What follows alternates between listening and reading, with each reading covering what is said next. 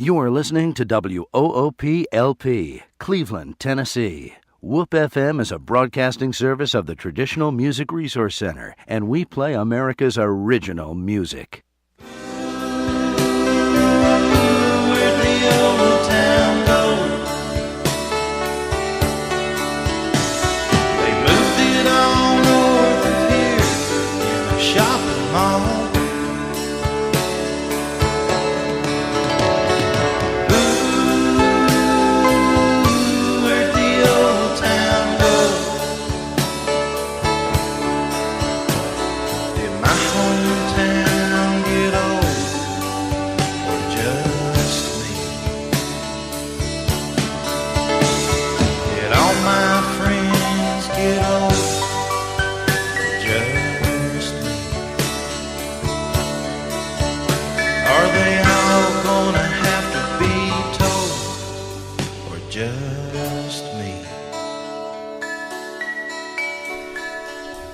Good morning and welcome to WOOP FM, Old Town Cleveland. You can go to the internet at www.woopfm.com. You can call us here at 614-5553. Good morning, Debbie. Tell me what's going on. Good morning, Ron. It is January the 17th already, 2015.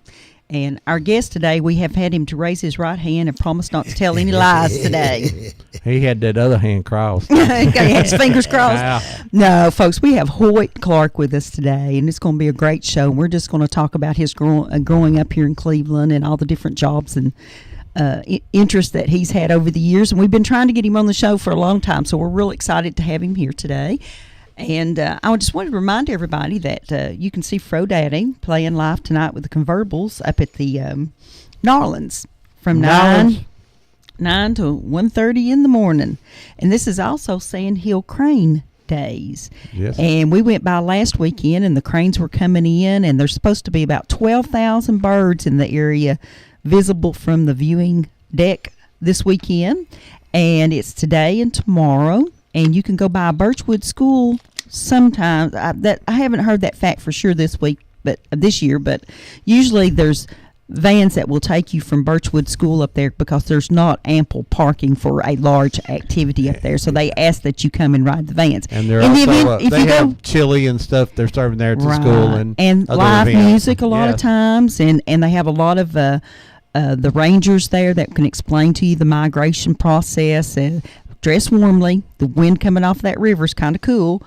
Also, the Charleston Historical Society is going to meet tomorrow afternoon at 3, and our good friend Laura Bryan Spann, that grew up in Calhoun and knows more about cemeteries than I ever thought about knowing, or ever dreamed about knowing. That's a lot, then. That's a lot. She's going to be talking about the old Shiloh Church that was right there where the park's located now, that was burned during the Civil War.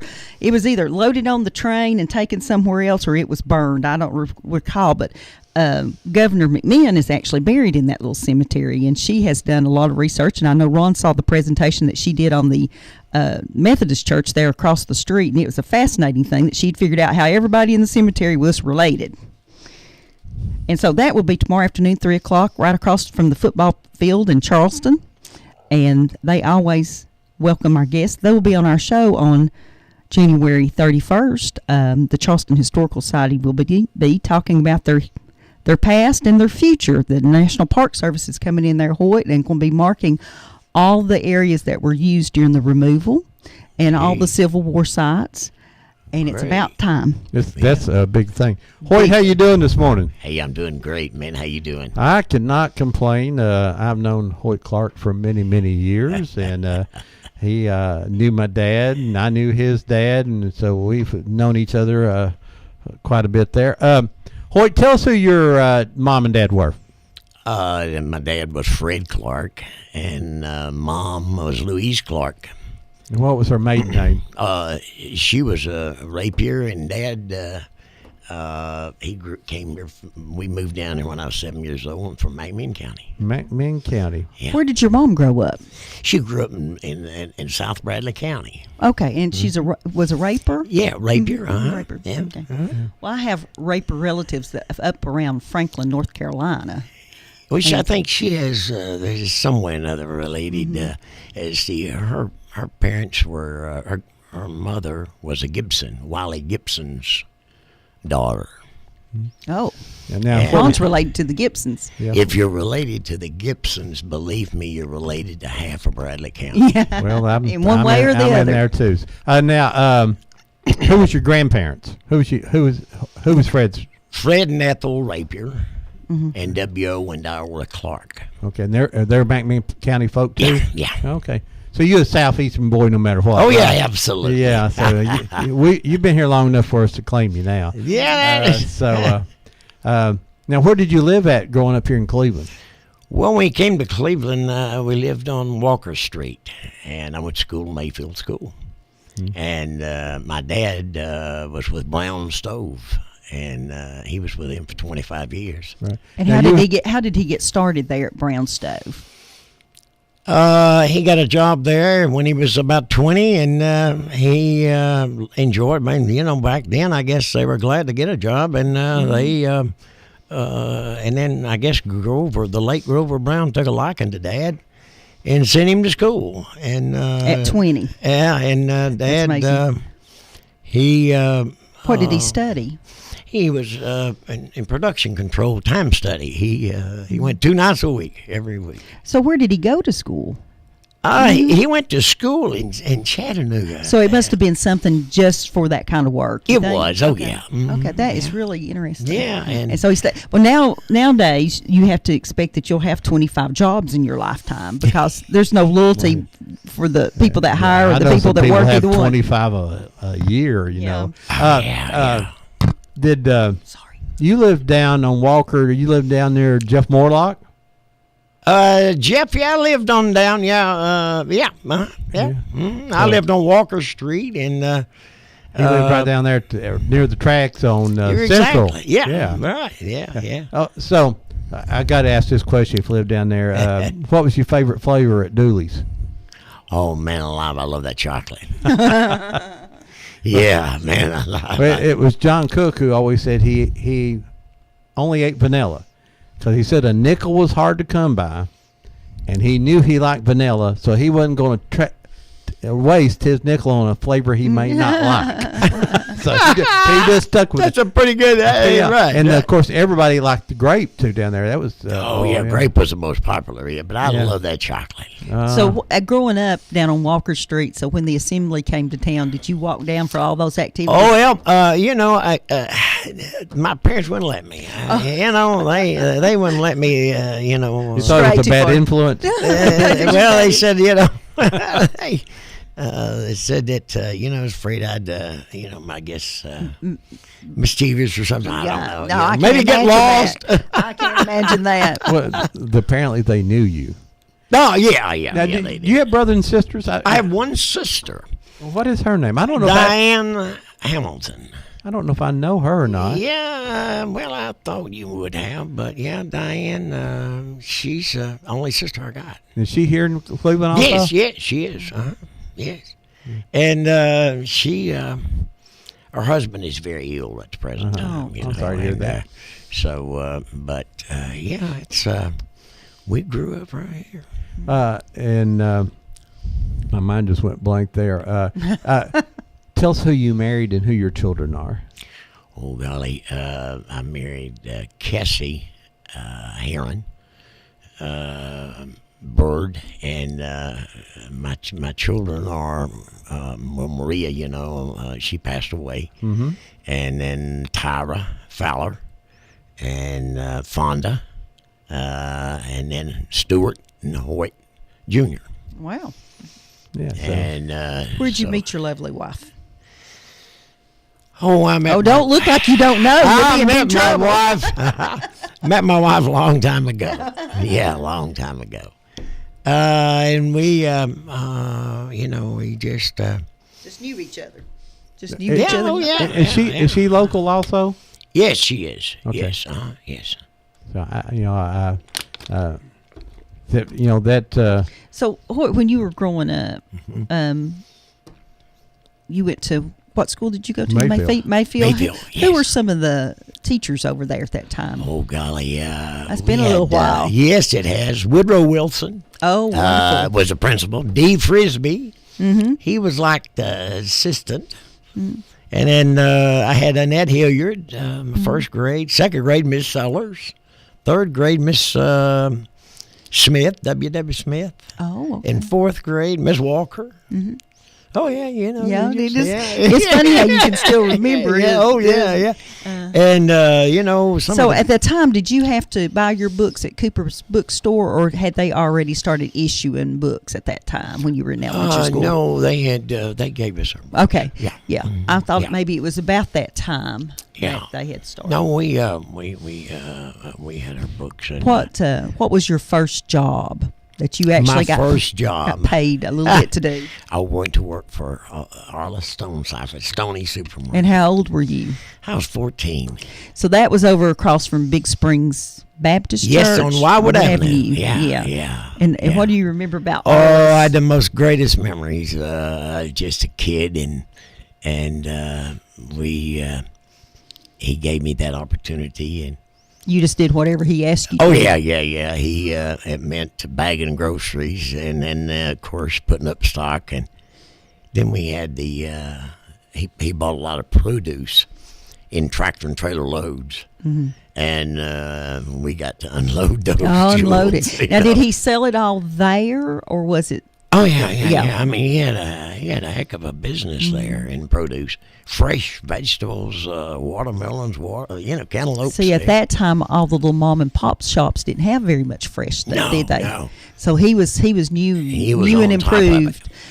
What years do you think that might have been? Oh, I guess that would have been in the- probably around 59. Yeah, I guess. Were you ever there 59. when he released the live turkeys from the top of the building? Oh yeah. Oh, tell us about that. I just Yeah. couldn't believe that's the first time. Oh I yeah, heard. he really did. Yeah, absolutely. He'd just turn them loose, and people. I mean, it was unreal. I mean, people. You know what a crowd. I mean, people knew that. and blocked Wildwood Avenue. Oh didn't yeah, it just blocked. I mean, he just turned them loose, and it? What they're talking about is Arliss would have For a promotion. Thanksgiving promotion. He raised turkeys out on his farm, and he'd just get them in at the top of the roof. He'd throw one off every 30 minutes, right. and whoever caught it, it was their turkey. It was their turkey. and then they'd take it in. They would butcher it for him. Oh yeah. Matter of fact, of course, we had a good crew out there. I mean, Jay Lake Moore was there, of course, and Stoney. They primarily, they were the ones that ran the whole show, and.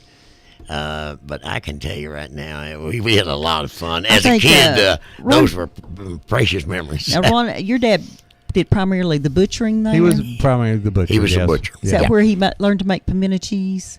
Well, he probably did that in the Army. Yeah. Probably more in the Army. Him and Arliss were in Korea together, Yeah. and they were in Germany.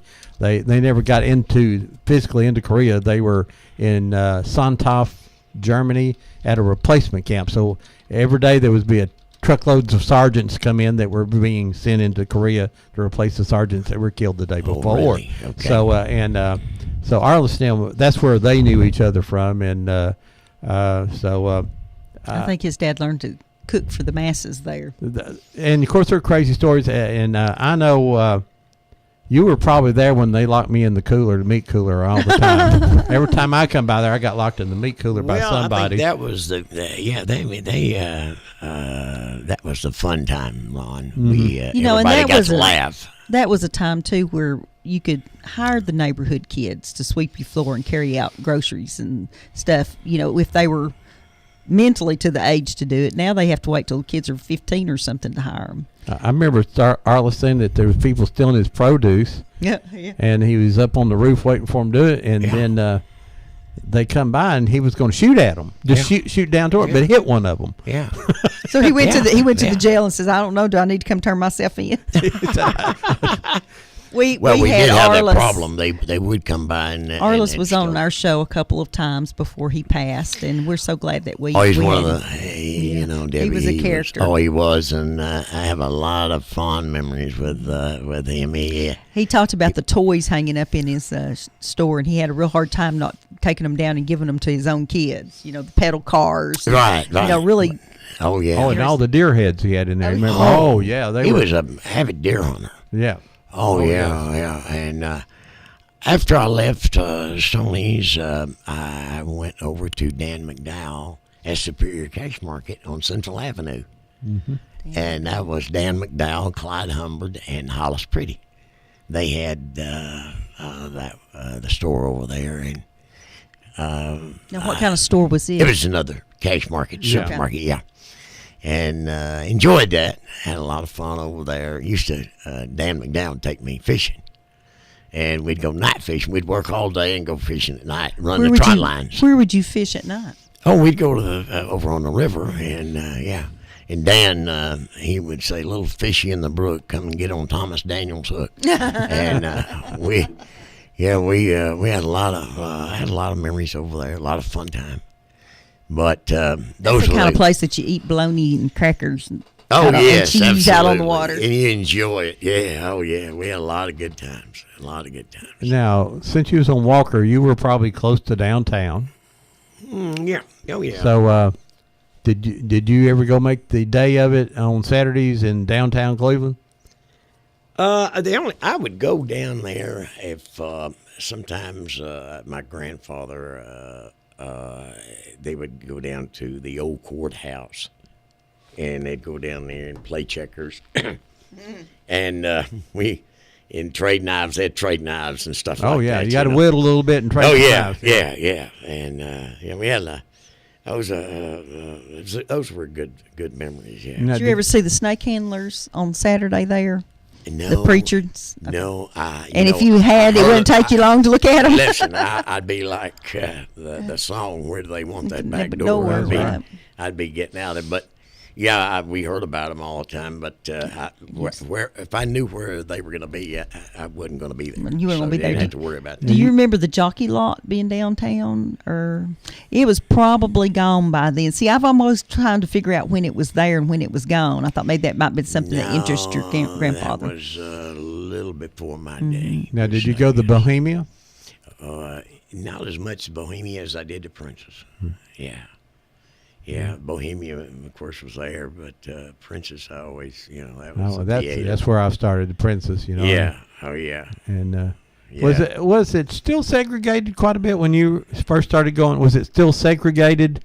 The balcony at one time was for the blacks, but I never seen when I went there. Was not many people going back in those days, but was it segregated, or did you see much segregation at all when you No, growing up? but I didn't really, I really didn't, and I didn't really, I didn't pay.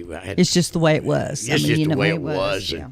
And, I didn't think about people of other religions and colors living in my neighborhood, not living in my neighborhood. We just didn't think anything about we it. didn't think nothing about it. I mean, one of my buddies was Gilbert Jarrett. He was a black guy. And he was just a great guy. He was one of my buddies, and so we didn't think nothing about that. I mean, it was just something that I didn't. It never crossed my mind. We just had everybody had a lot of fun, I guess. Yeah, it's sort of funny, that you worked with my dad down at Stoney Supermarket, and then later on, your dad and my dad worked together at Dan D Manufacturing. Dan D, yes. Yeah, and so we've intertwined there for years. I won't go to the high school days. I know one guy I want you to tell me about, and it's just a legendary name from Bradley High School football was Andy Ballinger. We lost Andy about a year ago yes, now. Absolutely. And could you tell me about Andy? Andy was, I tell you, he was absolutely a real trip. I always liked Andy. Andy was one of a kind. Andy used to have an old Studebaker truck. And I'd like to have that, wouldn't you? Oh yeah, and that truck, we've ridden many rides in that old truck. That was back, many years ago. But boy, we had a lot of. Andy was one of the most, I guess, one of the best football players of his time back in the day. And he was big enough to do whatever, He was very tough. And but he loved to have a good time and have fun, and I enjoyed being around him. Hoyt, you graduated in 1964. 64. And, oh, my goodness, at the sports players, the athletes. Oh, Lord, let who me were just tell you right now. And in there the was, 62, when they won everything, you guys had to be absolutely. ecstatic. Hey, listen, they had some of the best players, best teams. The coaches were some of the best coaches. They were tough, but they were good coaches. That's why they won. I mean, we had a lot of talent back then at Bradley High School. I mean, gee whiz. I mean, you have to win the state championships that they won. Yeah. See, well, I guess, of course, Sloan was at 62.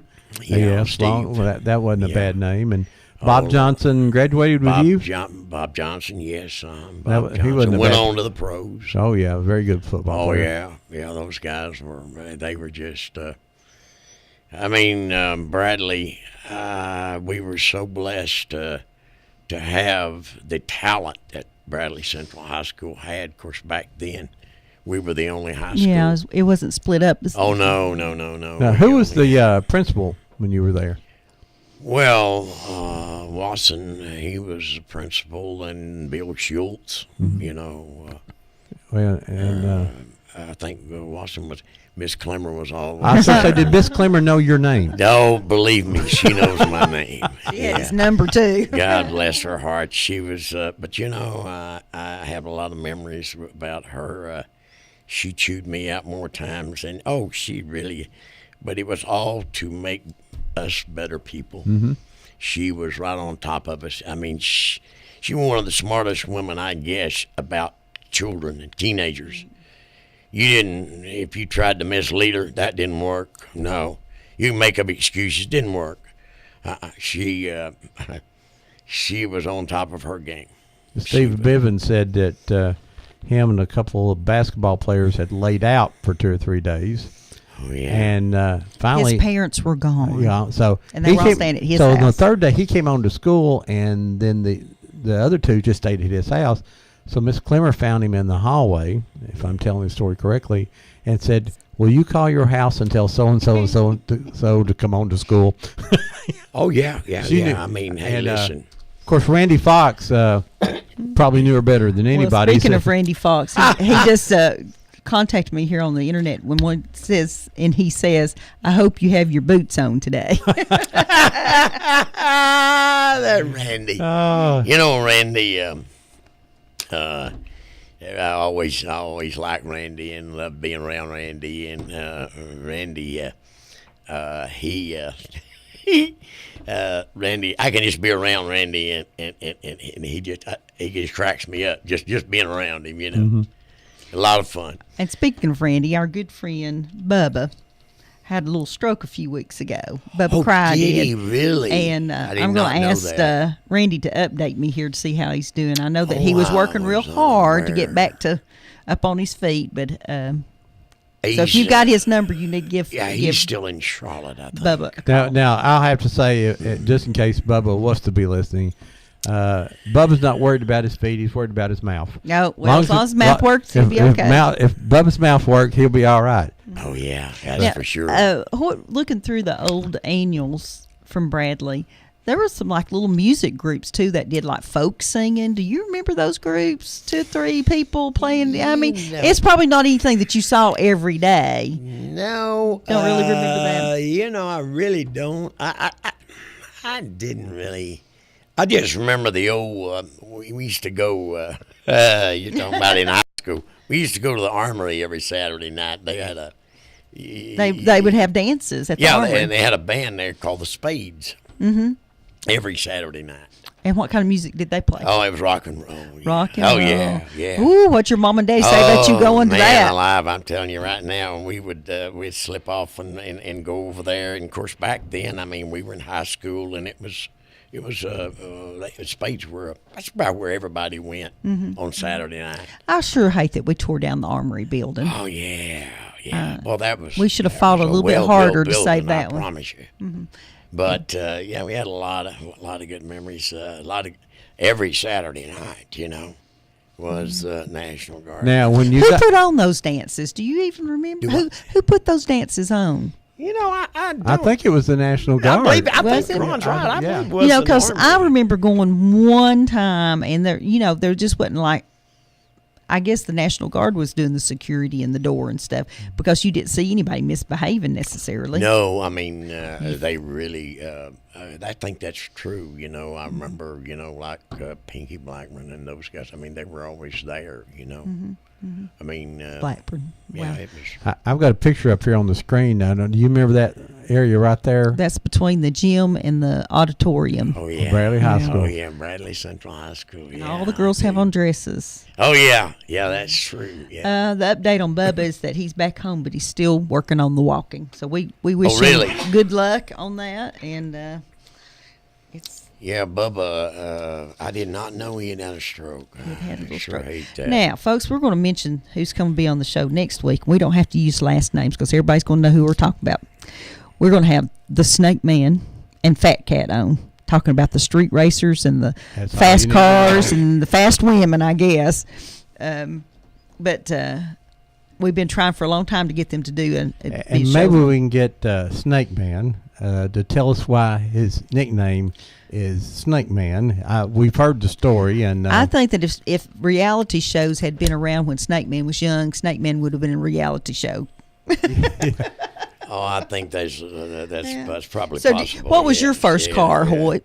Had a '55 Chevy, 2-door post. You know that's those things nice. sell for about $30,000 now. Don't you wish you still Lord, had it? Yeah, Lord, yeah. It was. Gosh, I was just glad to have a car. You know, Mm-hmm. I mean, but I always liked to. I look now all those cars that you had back when you were Mm-hmm. a kid growing up, and boy, oh boy, they're just unbelievably. You know when You you wish you had a barn full of right Yes. when you slammed the door, you could hear it. Oh yeah. You know, you Yeah, didn't crank want to those- get your hand in it You know, either. you No. crank those big old No. windows up and down with a hand crank. absolutely. You know, I guess Larry Boland, he had a '55 Chevrolet 2-door black. I'll never forget that car. Now you talking about a screaming machine? Now that was a screaming machine. Now, is What that color Fat was Cat? yours? Mine was blue and white. Blue and white. And you know, those cars. We never thought anything about the cars. Oh, of course, you don't think anything. You about know, it. we were just kids and crazy, and you didn't dream that someday those things would, be worth a premium. I mean, it's. Such a classic car. Oh yeah, like I bought a new Plymouth Barracuda from Lloyd Callaway when I was I don't know, I guess I was 19, 20 years old. And jeepers, today of that car, it's unbelievable what they're bringing at these Barrett Jackson auctions and stuff. I had a '68 Firebird that the speedometer went to 160. No one needed to put a 16-year-old kid in a car that went that fast. Oh yeah, Because you're going to see how fast you can go. And absolutely. Deb's sister still has that car. The 68 really? Firebird, yeah. Gee. Needs to be restored now, but we're going, that's not a bad thing to have. I've offered her $300-400 for it right now. I bet you have. Yeah, yeah. 4 times. Yeah. But I tell you, those back then, your aim and ambition was to try to have you wanted a sharp car, and but No, there's two reasons you wanted a sharp car. You wanted to brag, and the other reason was Girls. oh no, nothing like that, nothing like come that. on. So But yeah, I mean, now, there is your was- wife listening this morning? probably not. Okay. Well, who was the girls that you chased when you were in high school then? Oh, golly day, man alive. I didn't do much chasing, Ron. You didn't do any looking either? Very little. Oh, yeah. Very little. I think the line has started. But who were some of the girls that you went to school with? Oh, Lord. I'm just so many, I just. See, Sally Russell was there at that time. Oh, yeah, Sally, yeah. Judy Bain. Judy Bain, she was behind us, yeah. There was a lot of, we had some some of the. I mean, we just had. And '64, I think, was one of the best. Of course, naturally, I'm a little prejudiced. We had the best, one of the best classes. That They came have out the of best Raleigh High School. reunions because they just say, okay, Well, 65 is Shelley or Russell yeah, and Rodney Fitzgerald. Fitzgerald and Steve Bivens and there's many more that they put a lot of work. and they're really good Hattie about saying Bell if you and- went to school in the early 60s and you want to come to our reunion, just come on. And that's true. Really, That's and the way that's- we all. I mean, everybody feels that way. We just had it was just a good group of kids, good group of kids, and everybody had a lot of fun. And I now I look every time I see somebody that I went to school with, or you hear somebody passes away or something that's you went to school with, and you're very saddened because. You got a lot of memories or a lot of, you cherish a lot of things. It always, just to sit back and think for a little while about the people that came out of this community. You had the Steve Sloans and the Rex Dockerys and Don Johnson that excelled in sports. And you had Bob Johnson. Oh, excuse me, Bob Johnson that excelled in sports. And, you had doctors and lawyers and people that have gone on and done stuff nationwide. It's really remarkable. Oh, it is. That they came out of that It's one little really high school. remarkable. I just have so many. Cleveland is so blessed. This community. I mean, I've traveled all over the world, all over the country, and it's always in my business and when you get back home, you're always glad to be home in Cleveland. Call Cleveland, Tennessee, your home because there's no place like Cleveland. And I've been everywhere.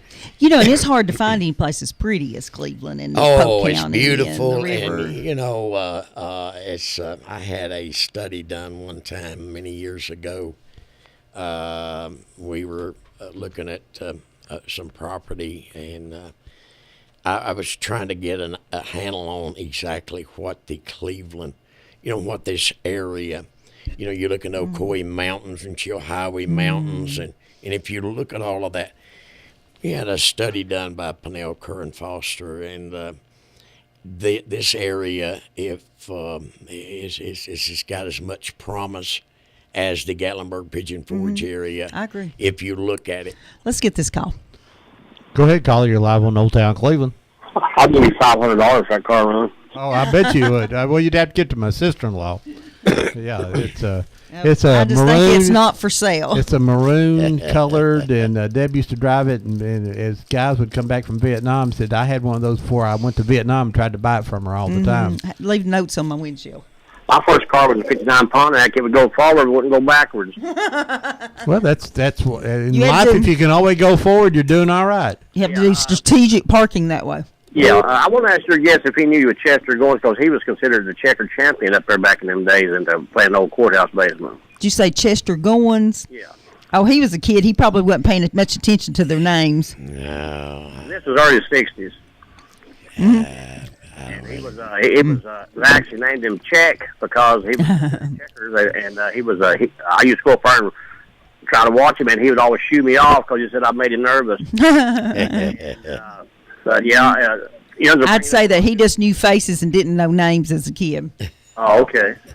But anyway, Deb, I just wanted to say that you guys are bringing up a lot of good memories of this morning, and I actually grew up here in Cleveland. I went to Blythe Avenue from grade 1 through 6. That's where I grew up, or around Old Field. And I don't think I know your guest. I may not. But anyway, appreciate you, and I'm going to listen to you. All right, thanks, Bullet. If you got $20, you can meet him. He said.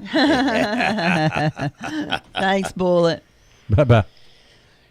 But yeah, you're exactly right. We've got we got some of the Cleveland has had some of the most. You just got to look around, not just in sports, but even in business.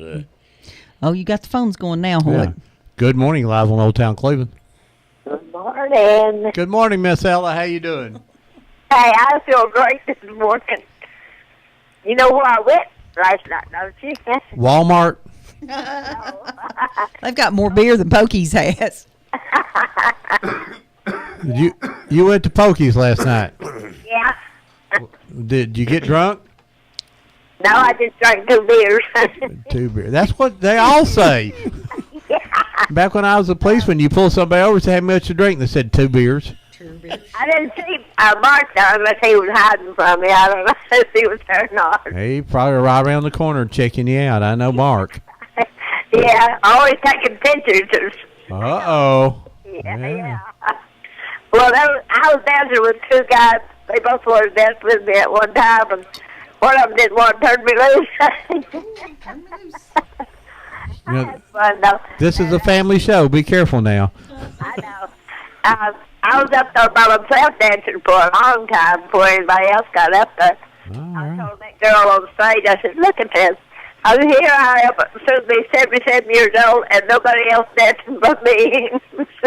Well, now, Hoyt, you're safe. Miss Ella is a cougar. She likes them a little bit younger than you. Oh, Yeah. okay. She's 77. She got to have them 33, 34, about the older she goes for. Really? Yeah. Well, I don't like that young. I don't want to raise them. All right, Miss Ella, we'll see. Okay, Bye-bye. She didn't want to raise them. yeah. But yeah, we were talking about the people. We have some of the most. If you just look around, I mean, really, Cleveland, Tennessee is a very blessed city to have produced some of the greatest athletes, some of the greatest businessmen across America. I mean, you just look, and I mean, they started right here in Cleveland, Tennessee. That's a good place to start. Good morning, live on Old Town Cleveland. You know who this is? No, I don't know who this is. This is Brett. Hey, Brett, how you doing? Good. How you doing, Ron? I'm doing great. I hadn't heard from you in a long time. I've been busy. We had a big win last night, Ron. Tell us about it. We beat Walker Valley last night. Oh, good. What was the scores? The girls ended up winning 65-61 in overtime. That's a good game. Yeah, and our boys ended up winning 49-44. Oh, that's a low-scoring game for a boys' game, wasn't it? Yep. Oh, well, that's good. So, In our next game, Ron, the 20th, and where's it at? we play McMinn County. Up at McMinn, don't you? Yes. And then on the 23rd, Cleveland comes to Bradley.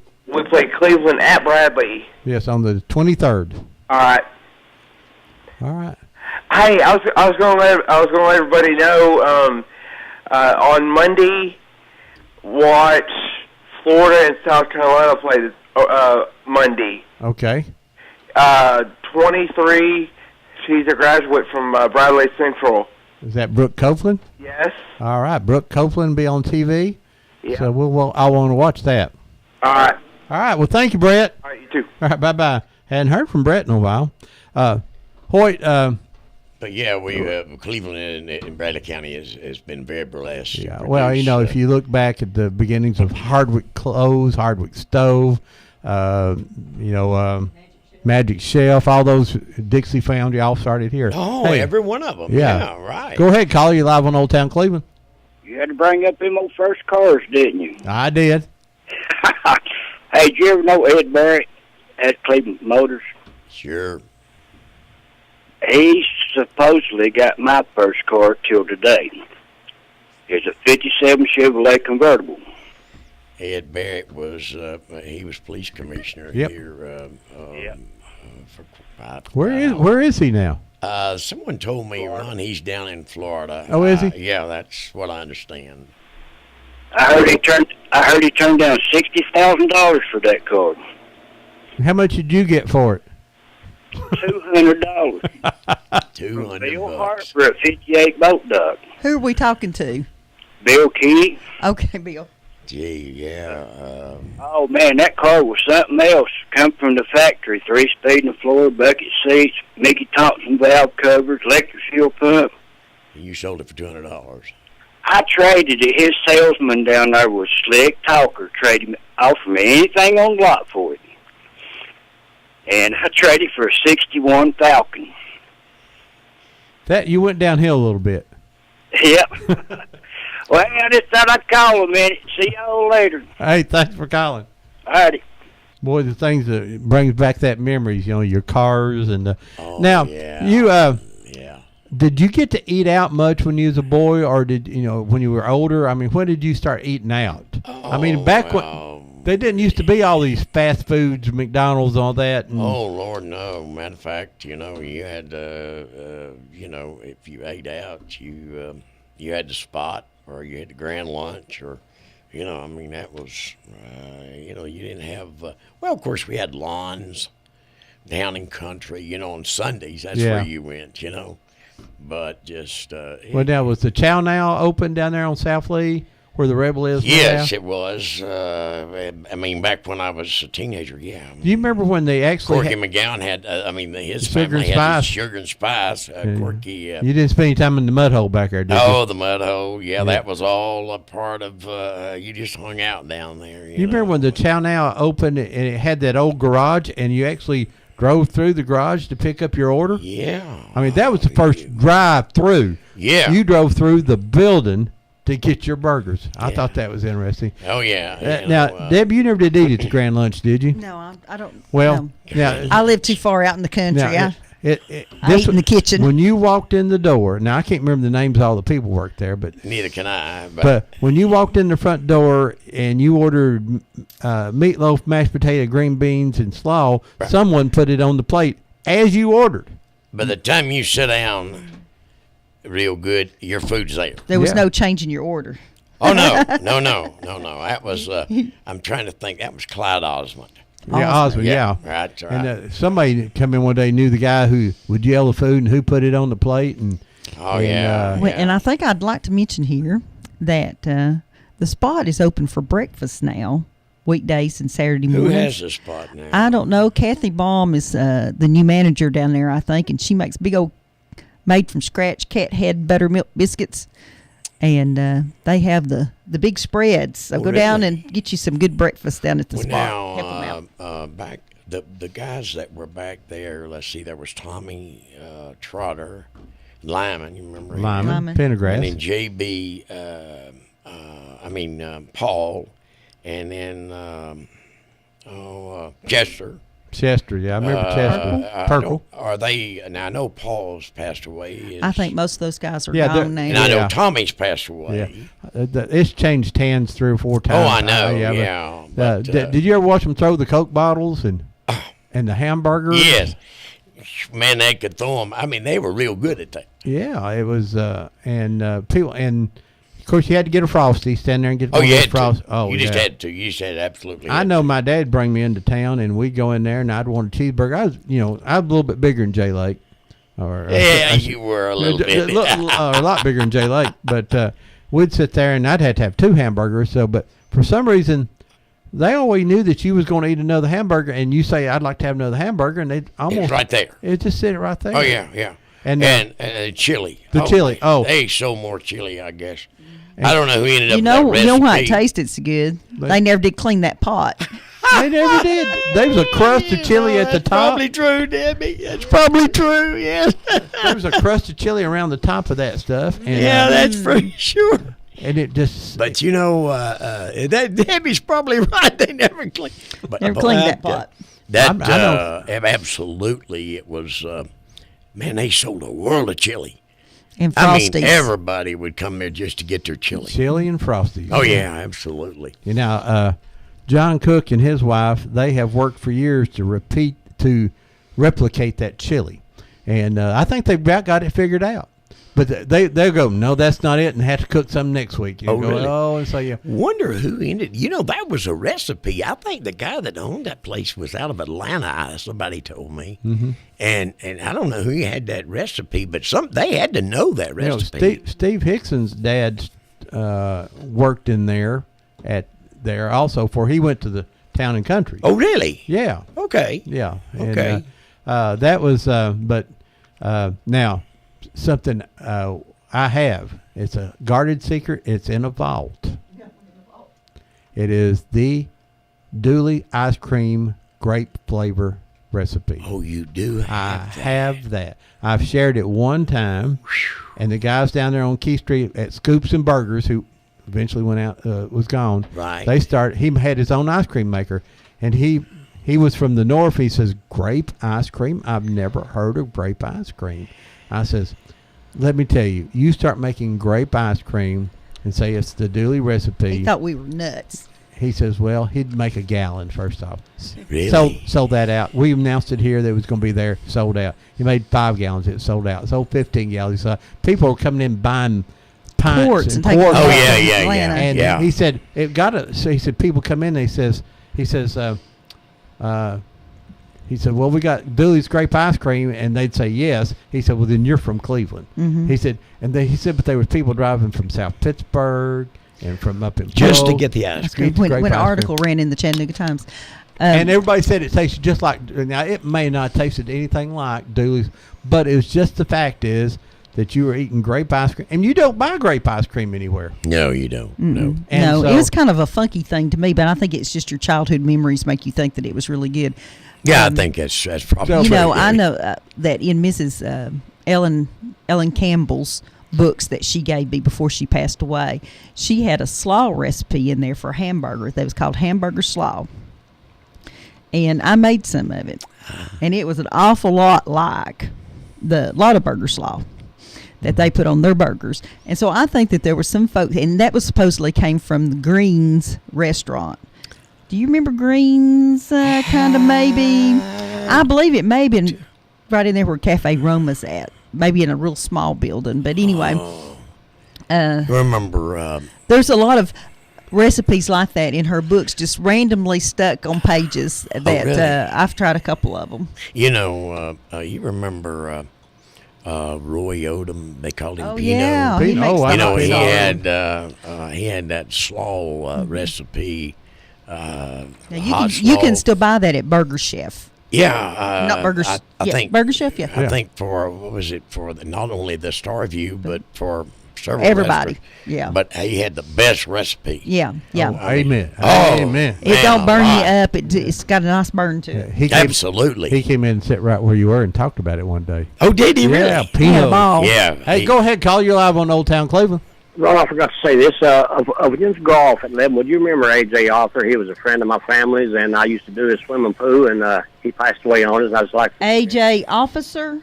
Author. A.J. Arthur. Author, okay. Yeah, I got Tommy it. Arthur. Yeah, at the break here, we always play Gone Home in honor of all those people. Thank you. Appreciate it. All right, bye-bye. Yeah, AJ passed away this past week. His son Tommy. You remember Tommy, don't you, Ron? Tommy Arthur? Yeah, he worked for Doug Elrod. Tommy. Yeah, I never knew him. I know who you're Yeah, talking about. yeah. Gosh, he worked for Cook's Food Store forever, ever. And I remember. That's right. Somebody wrote a real nice.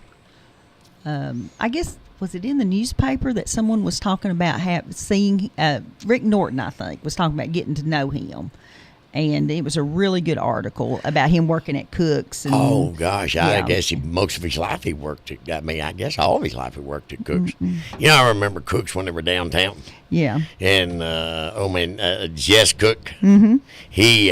He would get out there and got a little hat on. Yeah, and it pouring down rain, and I remember this one time. What was that he doing? Was he parking? He directing traffic and parking cars, and people would say, "Oh, they'd feel sorry for that old fella." They would say, "You know, that old gentleman being out there," and That's where he wanted to be. you know, and you would say, "Well, you know, he owns the place," you know, and they'd say, "He owns the place." They'd say, "Yes, ma'am, he."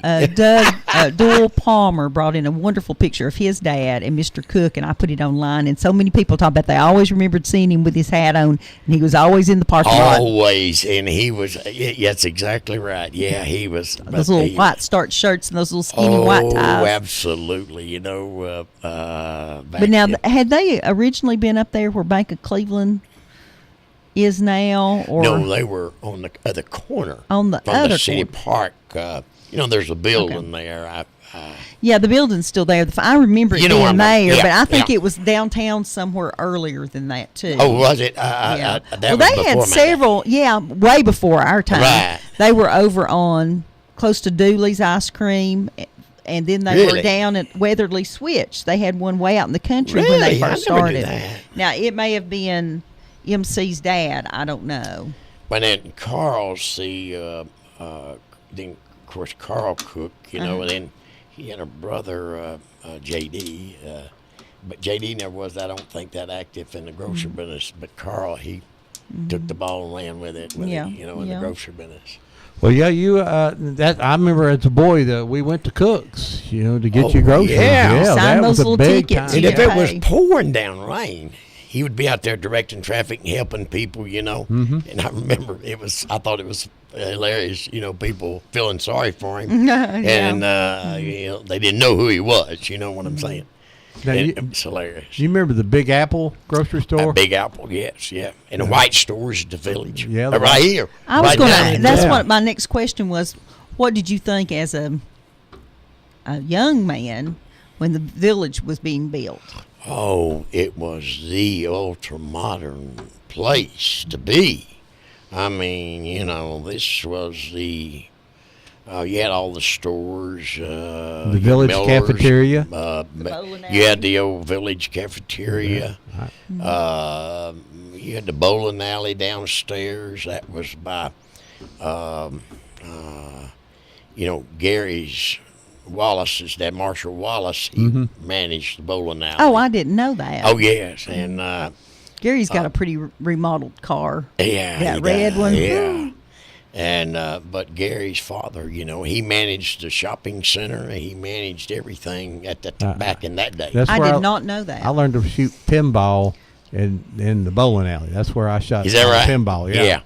And- Marshall. Spend his Shot- fortune shot- a quarter at a time. Shot, Yeah. shot a lot of pool down there too. Oh yeah, yeah, Oh, yeah. that was a good place. Back in those days, well, this was the place. I mean, the village shopping center. You had all of the stores, the national stores, and all. Cleveland Right had here. arrived. Yes. Did you They remember got what? right. Did you remember what this property looked like before it was the village? Wasn't this? This was, it was. Sort of swampy, maybe. kind of a swamp-like area. All of this up through here was. Yeah. Yeah. They rerouted Mouse Creek a little bit to put this shopping Right, center right. in. Exactly. Yeah. That's what I But understand. There's a pump down here in where the bowling alley is. It's still pumping water out 24/7. because there's well, a I spring knew down that there. there There's was a lot of spring down there. yes, they're still pumping water. Well, for years there, when it closed, for years, they said that there was water all in that basement down Wouldn't there. doubt it. And I said, gee, I'm so I knew glad there was that a it's- spring. I've always heard I'm there so was- glad that it was saved because the architecture here is unlike any architecture that you see anywhere. All this concrete and those big arches and stuff. Oh, yes. It's phenomenal stuff. And it probably, is just about ready to have a historical marker. I mean, it The- really the, needs one out here. Oh, yeah, yeah. If we could we know Well, that that's the a chair, good idea. we know that the drive-in was here. The Colonial Drive-in was here before. Mhm. We know that troops would come in and do maneuvers here on the weekend and camp out probably before the movie theater was here. Oh, is that right? We don't know what was here before that. And Oh, wasn't really? the American Legion American was right Legion behind it up, up here on on some the hill that was probably a right behind mound. here. Yeah. Okay. Hey, go ahead, caller. You live on Old Town Cleveland. Hi, I'd like to tell Mr. Clarker I said good morning and I love him. Well, you might want to tell him who you are since you're telling him you love him. Well, he knows who I am. He knows this is Anna. Oh, hi. How are you? Okay, Pop, I want to tell you I love you. All right. Thank you. Good to hear from you. See you, Anna. All right, bye-bye. Bye-bye. See, I hope your wife wasn't listening. We've been calling this out. Yeah. Yes. Yeah. Yeah, Yeah. but we at the time, I know, right in this whole area. Of course, I some of the. I guess I have some of the most fond memories. I was just blessed to have known like Cletus Benton.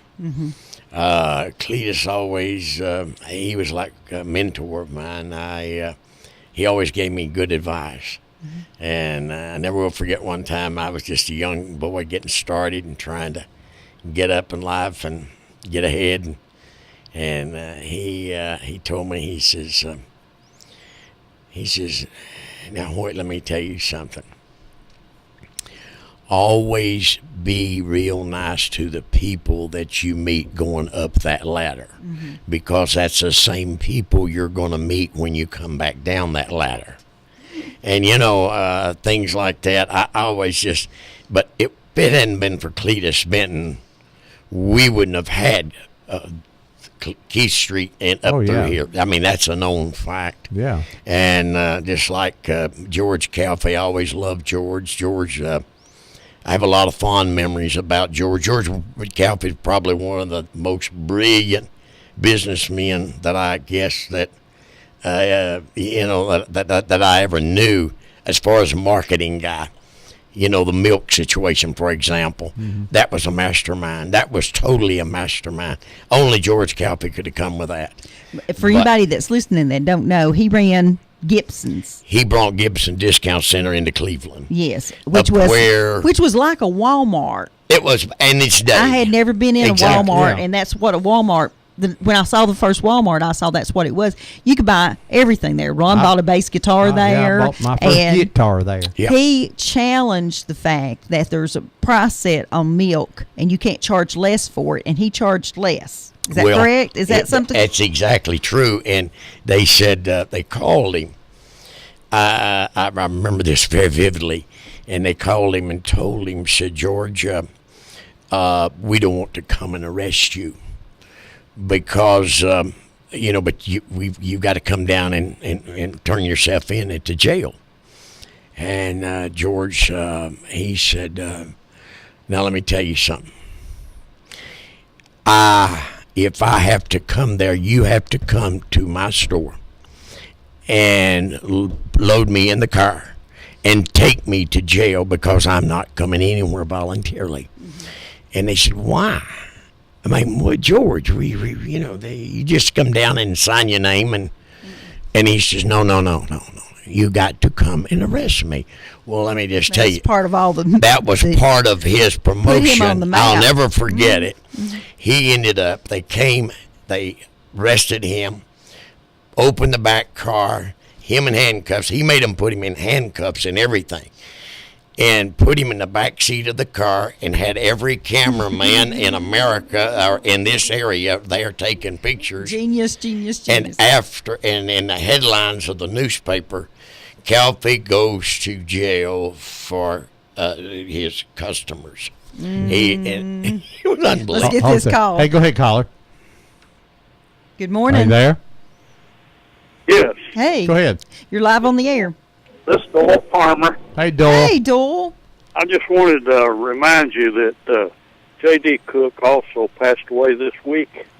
Oh, I didn't know that. I did not know that.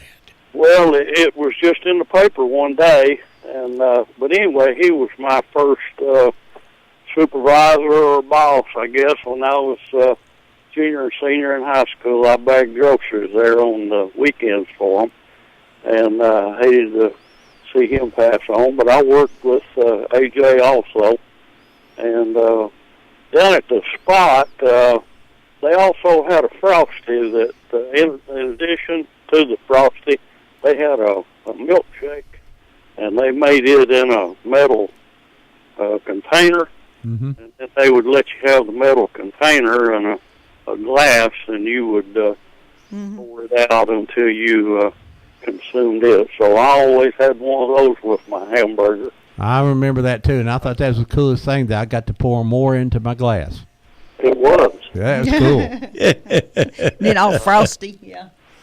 Those guys were magicians there at the spot. They were. They truly entertaining. Yeah, enjoying your show. Thank you, Doyle. Thank you. Bye-bye. Hey, it's time for us to take our morning break here.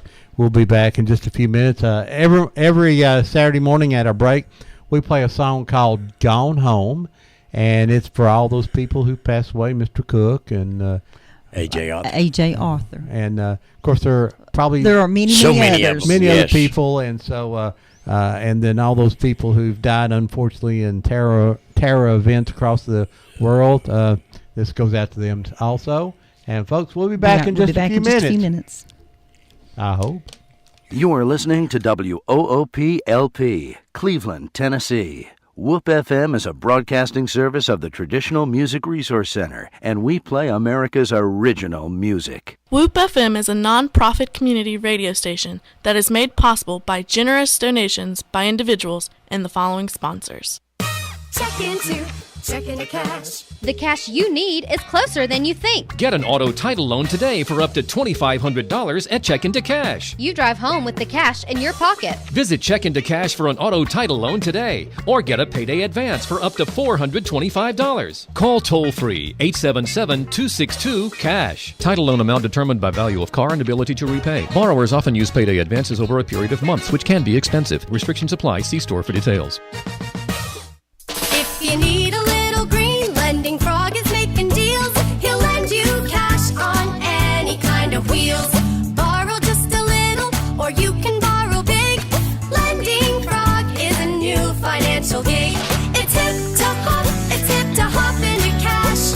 LendingFrog.com is making a splash. Dig it, dig it.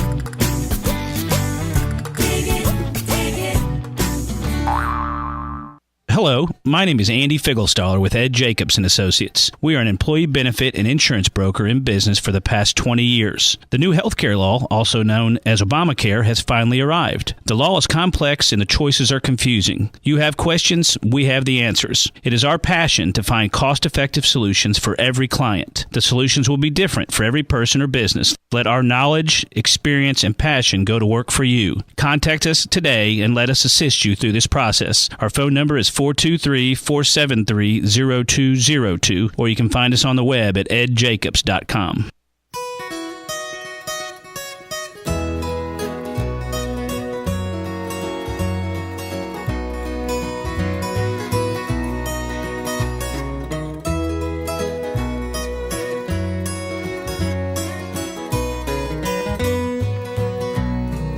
All of my friends that I loved yesterday have gone. They have gone home. Gone home. They have gone home.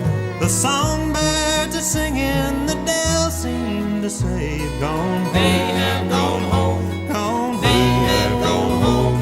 They've joined the heavenly fold. They're walking the streets of pure gold. They left one by one as the work here was done. Gone home. They have gone home. Gone home. They have gone home.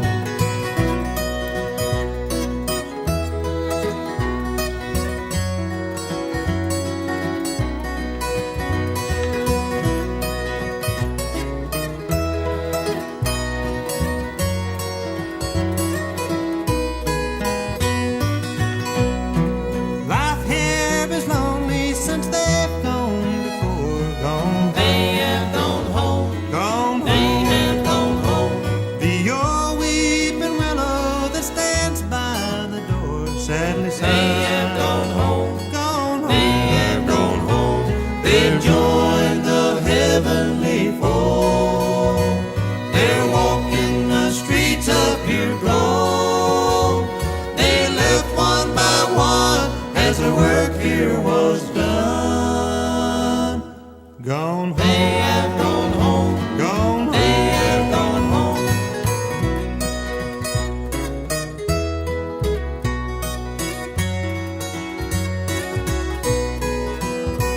They've joined the heavenly fold. They're walking the streets of pure gold. They left one by one as their work here was done. Gone home. They have gone home. Gone home. They have gone. Hey, you're back on Old Town Cleveland here on Whoop FM 99.9, or you can go to the internet at www.whoopfm.com. You can call us here at 614-5553. We're talking to Hoyt Clark just about Cleveland and all kind of stories. And we finished this story. We were talking about Mr. Calvi going to jail for selling milk. Now, the reason he was going to jail for selling milk is was a state law, and still is a state law today, that there is a control amount that you can sell milk for. Well, he decided to try to sell milk cheaper, and like you say, and you were saying he was selling it as a loss. Why though? Well, it was a leader that he used, and what they call leaders, to get people, these customers in. They come to buy milk, but you hope they buy some bread and some milk. And they'd buy groceries. Right. And so they would pack up. And so after they came out and put him in the patrol car and hauled him to jail. And it was all a scheme. I mean, it was the most best marketing thing I've ever seen in my life. And after that happened, it was big news. Oh, listen, Keister, all that whole area was full. People would go to Gibson's Discount to buy their groceries, and they said that man went to jail for us. And I mean, you couldn't even find. It was hard to even. Well, and as you said, MC Hedrick's store. It's a Save-A-Lot now. Yeah, it's a Save-A-Lot now. And they would park in MC's lot, walking up to Gibson's to get groceries, because George went to jail for them, and to sell them cheap milk. And now I don't know what the final result of all that was. I remember that he went to jail and was arrested. I mean, was he fined or did he continue to sell milk under the price, or what happened? Eventually he had to stop. Yeah, eventually he had to stop. But people knew that George Calvi was doing his best to sell them bargains and cheap milk, and they appreciated that. And believe you me, I'd say it was the first Walmart type store. You remember Harry Gobble managed that for George. Yeah. And I don't know about Harry, but Harry, I guess he's passed away now. But, boy, they had the booming business. And you're right, it was like then the Walmart of Cleveland. Now, was Gibson's a chain? Out of Texas, I understand. Oh, okay. And the George, he had met that Bob Gibson some way anyway, and he just thought, well, hey, Cleveland, Tennessee would be the place to bring a Gibson's. And he was exactly right. I mean, man, they were very successful. Well, at that time, you basically, between MC and the Cooks, they owned the grocery business. Oh, that's exactly right. The Whites, they had the White Food store here down at the end of the mall. Right. But it didn't near compete with those other. No, MC Hedrick and Cook's Food. Somebody here online's remembering when they had the grand opening for Gibson's. They opened up the fence at the Starview so people could park over there and walk to the store. Well, I used to remember going to Gibson's a lot, and like I say that. Oh, gee, they had the business. I mean, they had the business, and it was they had anything you wanted just about in there. Now, we continued to shop at Cook's, though, but we went to Gibson for garden hoses and other things. Oh, yeah, anything. Yeah, right, exactly. Before that, you had to go to Abel's or Ganaway's. Right. Yeah, and, of course, I like going to Ganaway's just to smell the leather. Oh, yeah. Wasn't that Thompson's Hardware downtown. Yeah, that was Thompson's. And I would go and I would want the fish at the very bottom of that 40-gallon tank.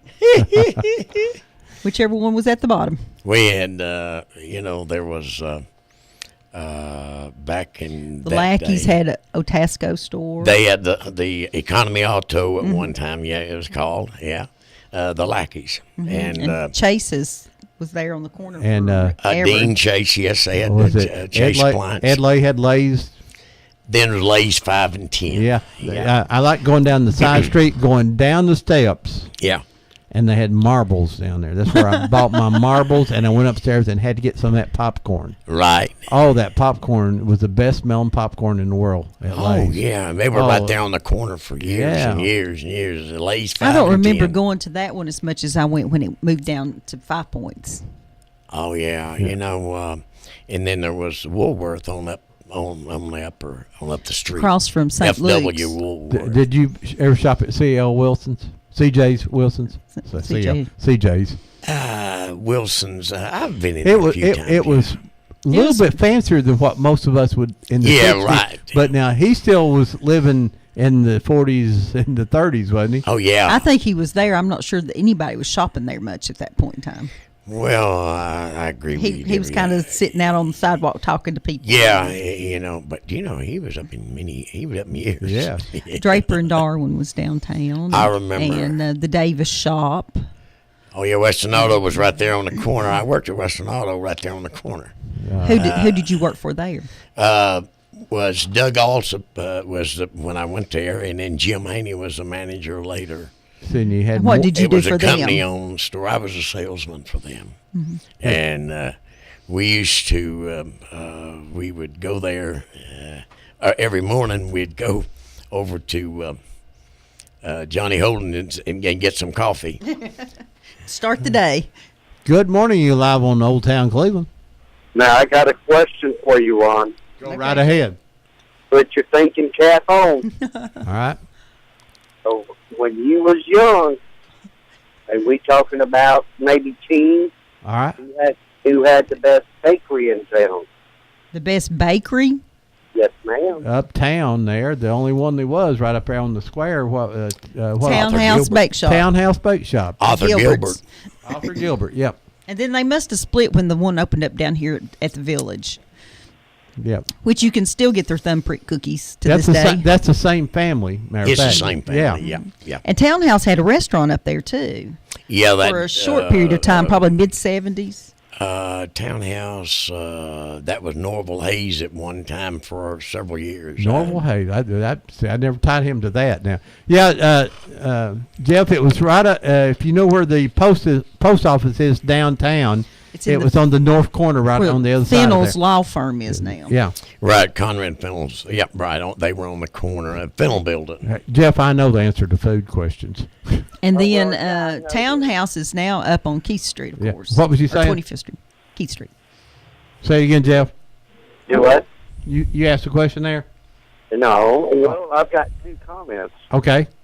Number one, the Cookie Monster's not coming to see you now. Uh-oh. Oh, maybe the answer to the best bakery was him. I thought you were talking about when he was young. When I was young. We got the best sausage biscuit. That is true. Yeah, I haven't come in the last couple of weeks, but I'm gonna start making it back there this week. Well, I heard that last weekend. Well, trust me, it'll. All right. Hey, this is Jeff. He runs the O Cafe inside the Oasis over here to where Inman and First splits right there, the station right there, and right across from the mall here, from the Village Green. It's not the mall anymore. Village Green. Go in there. He's got a little cafe on the left there, and he's got great sausage biscuits in the morning, and he's got cheese sticks and pizza, and does a pretty good job. Well, I was just quick to say, don't live out in Miss Debbie's Pizza now. I tell you, if you bring her pizza, I usually slip a piece of it though. No, that's not fair. Well, she don't eat much. She's a petite thing. Hey Jeff, good talking to you. I miss seeing you guys.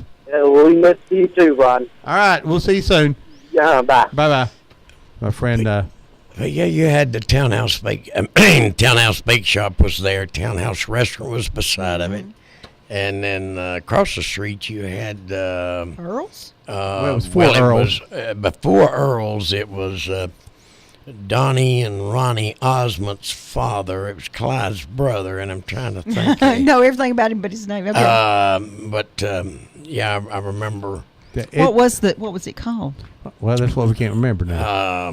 That was before Earl's, though. Earl's was there a long time before it became a Mexican restaurant. Right, and then that was Earl Williamson. Mm-hmm. Did Lloyd Howe have something to do with Earl? Lloyd, he owned it at one time. Okay. I think after Earl. Yeah, okay. Lloyd. Randy Fox is saying Mel's Diner. Mel's? He's exactly right. Exactly right. Now, that was Mel Osmond. You're right.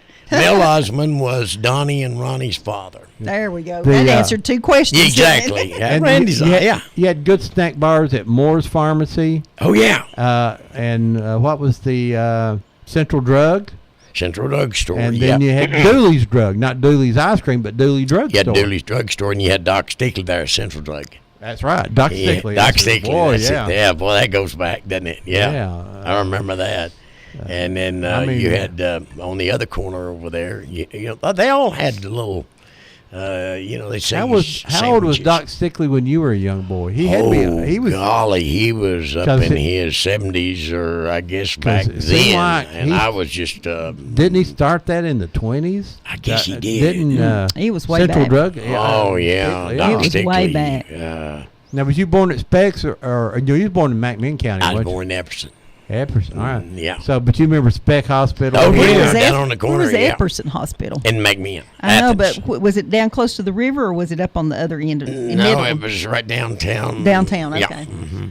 And then, of course, I remember Speck Hospital. I think I was in there one or two. My grandfather was in there one time, and I went and seen him. So Speck Hospital. Speck Hospital. I remember. I don't remember who I visited, but I think I went with my parents when I was a kid to see somebody, and at the Speck Hospital, and it was right down on the corner there. Because Bradley Memorial, which is Sky Ridge now, opened about 54, 53. somewhere there. Yeah. And you know who the first baby born at the? No, I don't. Well. A little fella named Alan Jones. A little fella, he ain't little. Alan Jones. Alan Jones was the first baby born at Bradley Really? Memorial Is that Hospital. true? Ah, dog, I didn't know that. And it survived anyway, though. Well, then there was another hospital. PNS. PNS. Yeah. Yes. Now, I don't. It was on down. That's where the museum is. Yeah. Oh, is that where it's at? Okay. Yeah. I don't know. I think Specs had 16 beds or something. That's how It wasn't small exactly. it Yeah, it wasn't a was. big No. big place. Hotel. No, I remember.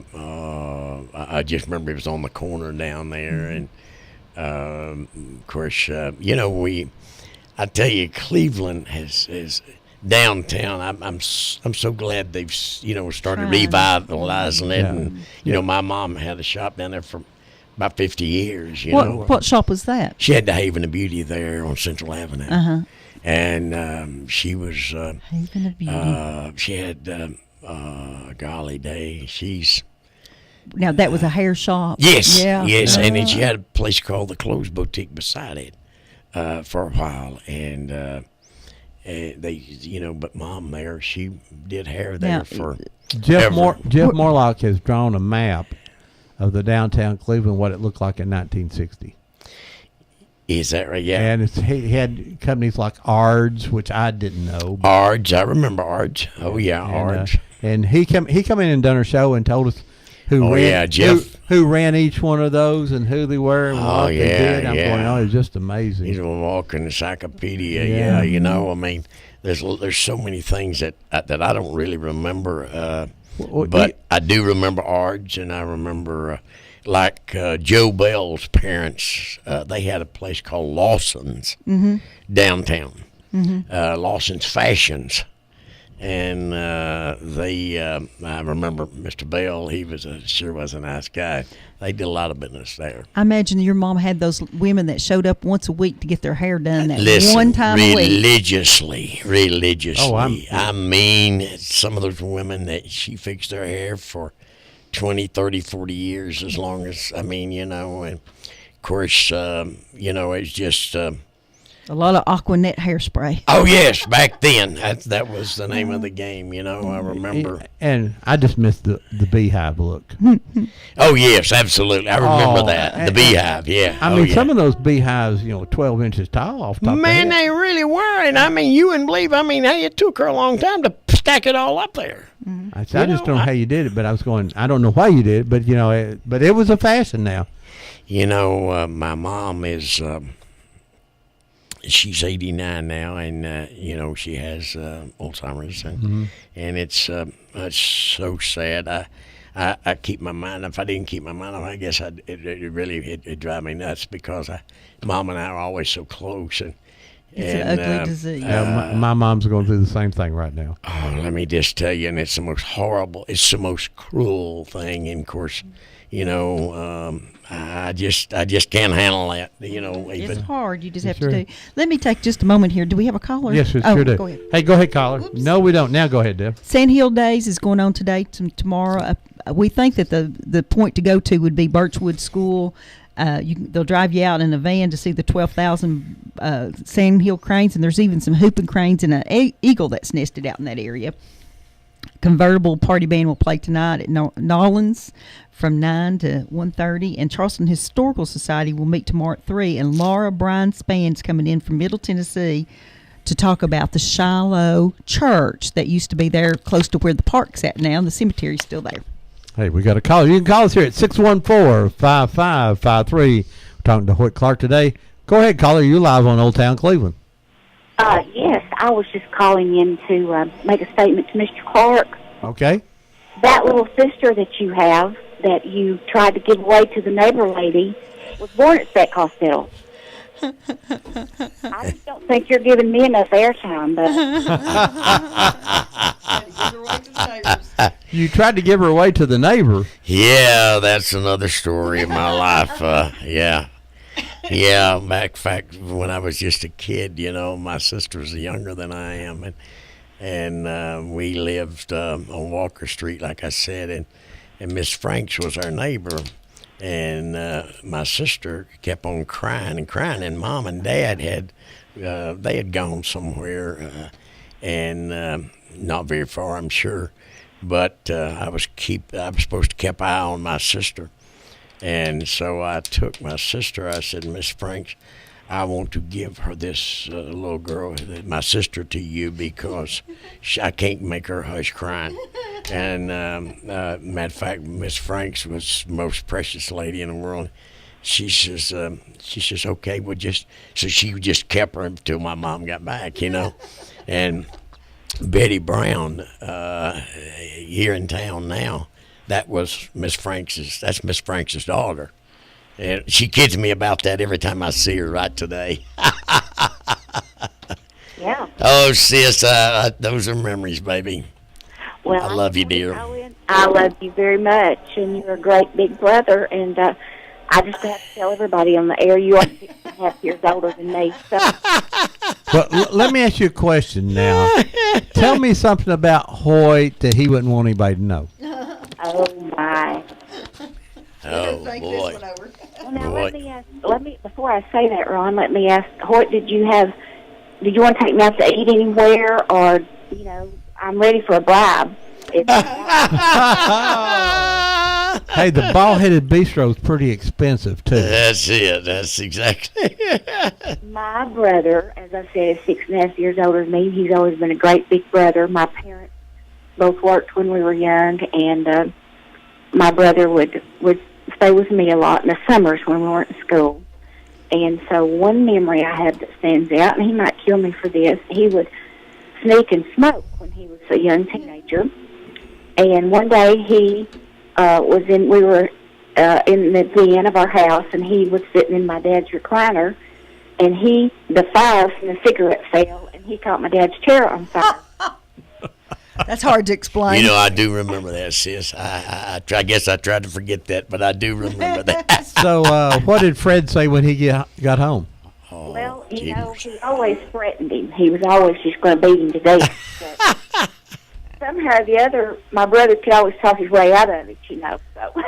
That's why he became such a good salesman. Knowing Hoyt, him being able to talk himself out of something, I just can't see that. No, you just can't see that, can you, Ron? Yeah, I went to Cleveland High School. I was the third graduating class at Cleveland, and I remember my mother saying, I'm going to send you to Cleveland High because with all the stuff your brother got into at Bradley, Miss Clemmer might take it out on you. I'm not sure. My little sister, I'm about 7 years older than her, and she went to Cleveland. So I called you in Trader Raiders. Trader Raiders, that's a good idea. Trader Raiders. I went to Cleveland and graduated. My son graduated from Cleveland. My daughter started at Cleveland, and she went there the first 2 years, and she came in one day and announced that she wanted to transfer to Bradley. And I just gave her this look, and she said, Mom, what is it? And I said, well, I may have to throw you out of the house. I'm not sure yet. I'm going to think about it. Well, we're glad to see that the Clark blood's coming back to be a bear. But I am thoroughly enjoying the show. Thank you. Thank you. Thank you, ma'am. Tell us about your dad going back to school. How old was he when Dad was about 50, and they split up the Bradley County. They started the ambulance service, and back then, before that, the funeral homes. Oh yeah, it was L.J. Murphy and Ralph Buckner, and I remember. We've had some of those guys in here talk about that. Oh, have you really? Oh, Scooped them up and yeah, ran with man. them. Yeah. Let me just tell you, there was Ed McLean. I mean, there was a lot of. Because the ambulance said that when they had all rushed out to the scene, and you wanted to pick up the dead bodies because they were worth more. Oh yeah, that's exactly right. And back then, the hottest one around in Cleveland was Murphy Buckner. Yeah. At the time, and so anyway, they started the ambulance service, and Dad had to. He was very interested, very enthused about it. And I remember Dad and Euless Calfee and Lamar Martin. These were some people that were in the original. Bill Logan. Lord, there were so many of them, and they started. And Dad had to go back to school to become an EMT. And matter of fact, he was on an ambulance one time when my sister had an accident out on Georgetown. And he was there, and she said, "Dad, I'm okay." And blood was everywhere, and my dad was there, and he was really upset because it was her. But he went back to school, and my dad, he loved the Bradley County EMS. It was his life. He was the director for a long time. Yes, until he became his health. His health, he had, and then of course after his health got so bad, he was there about a year later. He passed away, but how long ago's that been now? Dad died in '92. Mm-hmm. Matter of fact, I was. My dad was the most conservative guy in the world. He absolutely, I always thought that. Everything I did, he would always second guess me, and he'd tell me no, son, I just don't think that's good. And I was negotiating for the Village motel there at the time of Dad was very ill, and he's telling me, boy, that was just don't do that. That's not good. I'll never forget that Dad died. We buried him on the 23rd of November in '92, and that's when I met Mark Grissom 2 days before that. But anyway, and then on December the 10th, I signed the papers over here on the old Holiday Inn. On the old Holiday Inn, and yeah. And I thought, boy, oh boy, if Dad. Do you still have that Hoyt? No. But Dad was.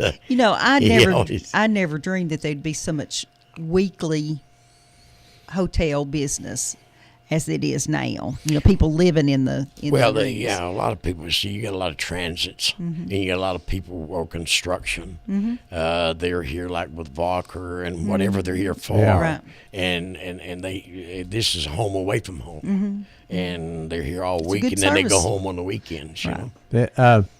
It's interesting that talking about Amsterdam. Arnold Botts was a young driver. Oh yeah, yeah. But the city of Cleveland now, as my understanding, is actually talking about starting its own ambulance service. Really? And I'm going, I don't understand that yet, but that's just what little I know about it. But they've started doing their own rescue now with the fire department. Actually, does rescue, and the Bradley County Rescue Department does not come out to assist. I'm sure that they would help if there was a need, but now the fire department does that, and so times are changing, and I don't know if they're for the better or the worse, but times are changing. But Cleveland having its own ambulance service this sounds pretty interesting. I mean, Well, Cleveland's a big interesting. place. Not interesting always it means good. It sounds interesting. Well, I can tell you this. I don't. I've never. So many things I don't understand.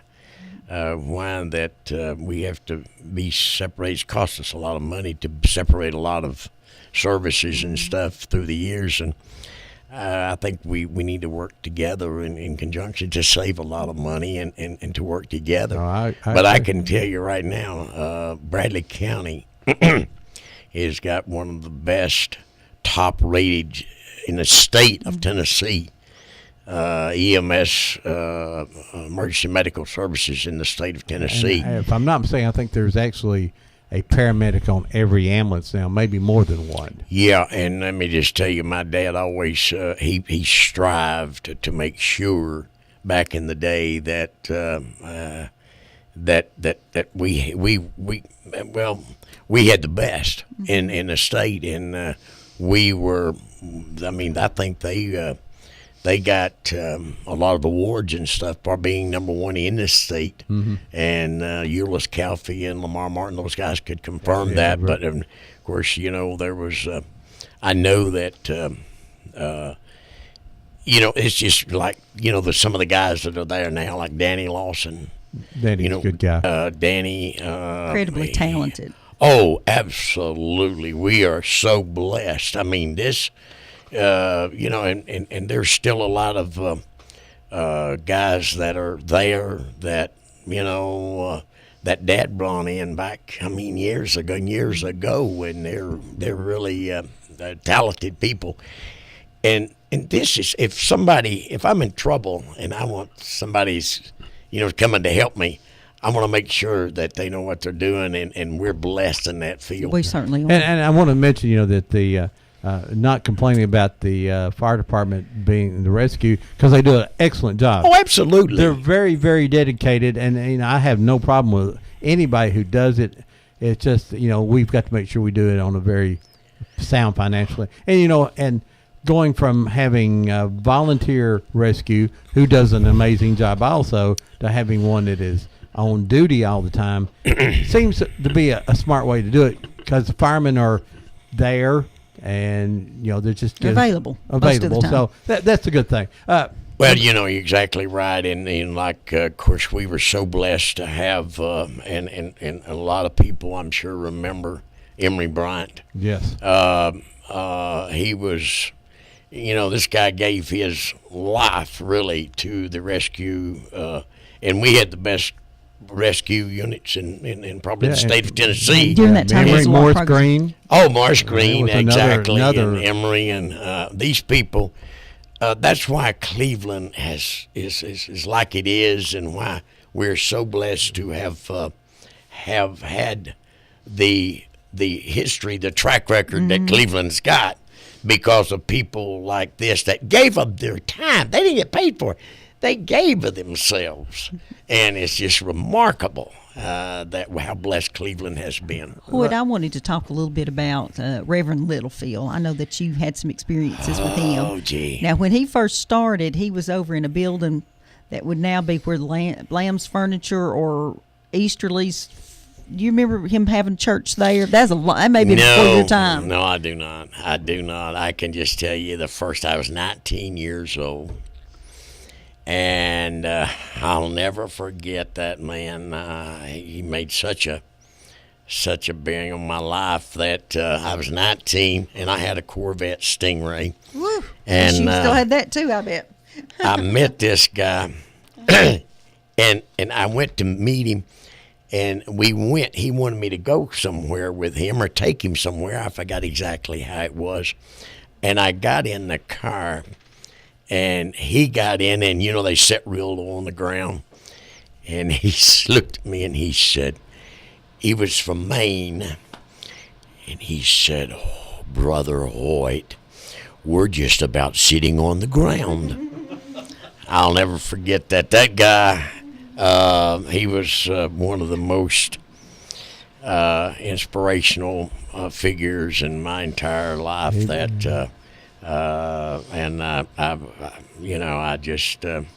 My dad would when when WBAC first came on there, Dad and my uncle played music from 6 to 8, and then Gene Woods played from 8 to 10. Exactly. But first thing in the morning was Reverend Littlefield Right. would come on and play, say good morning to everyone, and do a little thing every morning. And he did that for 30, 40 years. Oh, Lord, yeah, And, longer. but anyway, they one morning they said, good morning to everyone. And then they played a tape, which is very unusual that they had any kind of tape they played. They had just started recording things. And they played Roll Them Barrels Down the Mountain. And now a word from Reverend Littlefield, and it started playing Roll Them Barrels Roll 'em Down the Barrels, Mountain. that moonshining song. So, yeah, that's Dad always told me that story. But let me ask you, do you remember the courthouse? The courthouse, not the one we got today. The old courthouse. Yeah. Was that not a great piece of architect? Oh, gee, I couldn't believe that they tore it down. I was hoping that they would just go in and spend money in like they did, I think, in Dayton, I believe. Dayton. Oh, Dayton. Well, and then there's one just like our old one in Paris, Henry County. And where? Paris, Henry County. You have to go Paris, all the way Tennessee. to the top of the state as far as you can Go to Clarksville and take a left. Really? Yeah. It's sister. It's sister. It's up Well, over I here. can just tell you, it was the most beautiful, gorgeous, and there's no telling what to replace a courthouse like that today. Mm-hmm. We couldn't afford it. You You know know, what I mean? and you talk about your granddad and your dad whittling and up there, the old band shell and all that stuff. Oh yeah. Yeah. Oh yeah. They'd whittle and trade knives and stuff like that. Just everybody. Hoyt, you been around real estate all your life and that, but you remember some of these early guys and some of these subdivisions were old farms and things, and you remember some of these subdivisions starting. Yeah, really, I do. I was so blessed, I guess, in my early years. I had the opportunity of being around like people like Vaughn Hamilton, Cherokee Land Company. Right. He was like, he was kind of like the granddaddy of all majority of the developments back in the day, and I was so blessed just to have. Heck, I'd carry his lunch, drive him around, chauffeur him around, do whatever just to be with him. It was kind of like on-the-job training. Because I wanted to learn the business. Well, what better way of learning the business than to be around someone like Vaughn Hamilton? And and then later there would be like, with Vaughn, he had all these buddies, like the Luke Callaways. They would all come around, the Joe Moores. They were all buddies. And you just sit and just listen to them and all of their stories, and you just learn so much. You learn more by listening than you do by talking. So Let's get this call here. Good morning, you're live on Old Town Cleveland. Ron, this is Joe. I just wanted to call and tell you I've learned so much over y'all's programs over Saturday morning. I have learned some stuff this morning that I didn't even know existed in Bradley County. And it has just been wonderful for me to sit here and listen to y'all. And I want to thank you and Debbie both for what you all do. Well, we're glad to be had. We enjoy doing it and getting to talk with our old friend here, Hoyt Clark, and all the other people that come in here. We have a great time. Well, yeah, and he was mentioning, you all were about the ambulance. Mm-hmm. I think they ought to leave it the way it is because I've had a little experience with it. Not going to the hospital up here, but when I had surgery in Chattanooga, my son had the ambulance to come down there and get me and bring me home. And I couldn't have asked for two paramedics been in any nicer than they were. Oh, they're great people work there, really I'm are. sure it'll be good too, but it's change just sometimes is something that happens. I know it does, but we're just, we're blessed with so many things, but they want to change so much and all. But I'm going to hang up because I've been really enjoyed this morning, And I want to thank you both for it. Well, you're welcome, Well, Miss thank Joe. you. And like I say, if they let us, we'll be around some more. Bye-bye. I hope so. And we'll talk with you later. Bye-bye, dear. All right, Thank you for bye-bye. calling. Bye-bye. Well, that's what makes our it work. president there. of our fan club right there. Oh, really? Okay. All right. Calls and tells us how much she appreciates us. Oh, yeah. Well, that's always wonderful.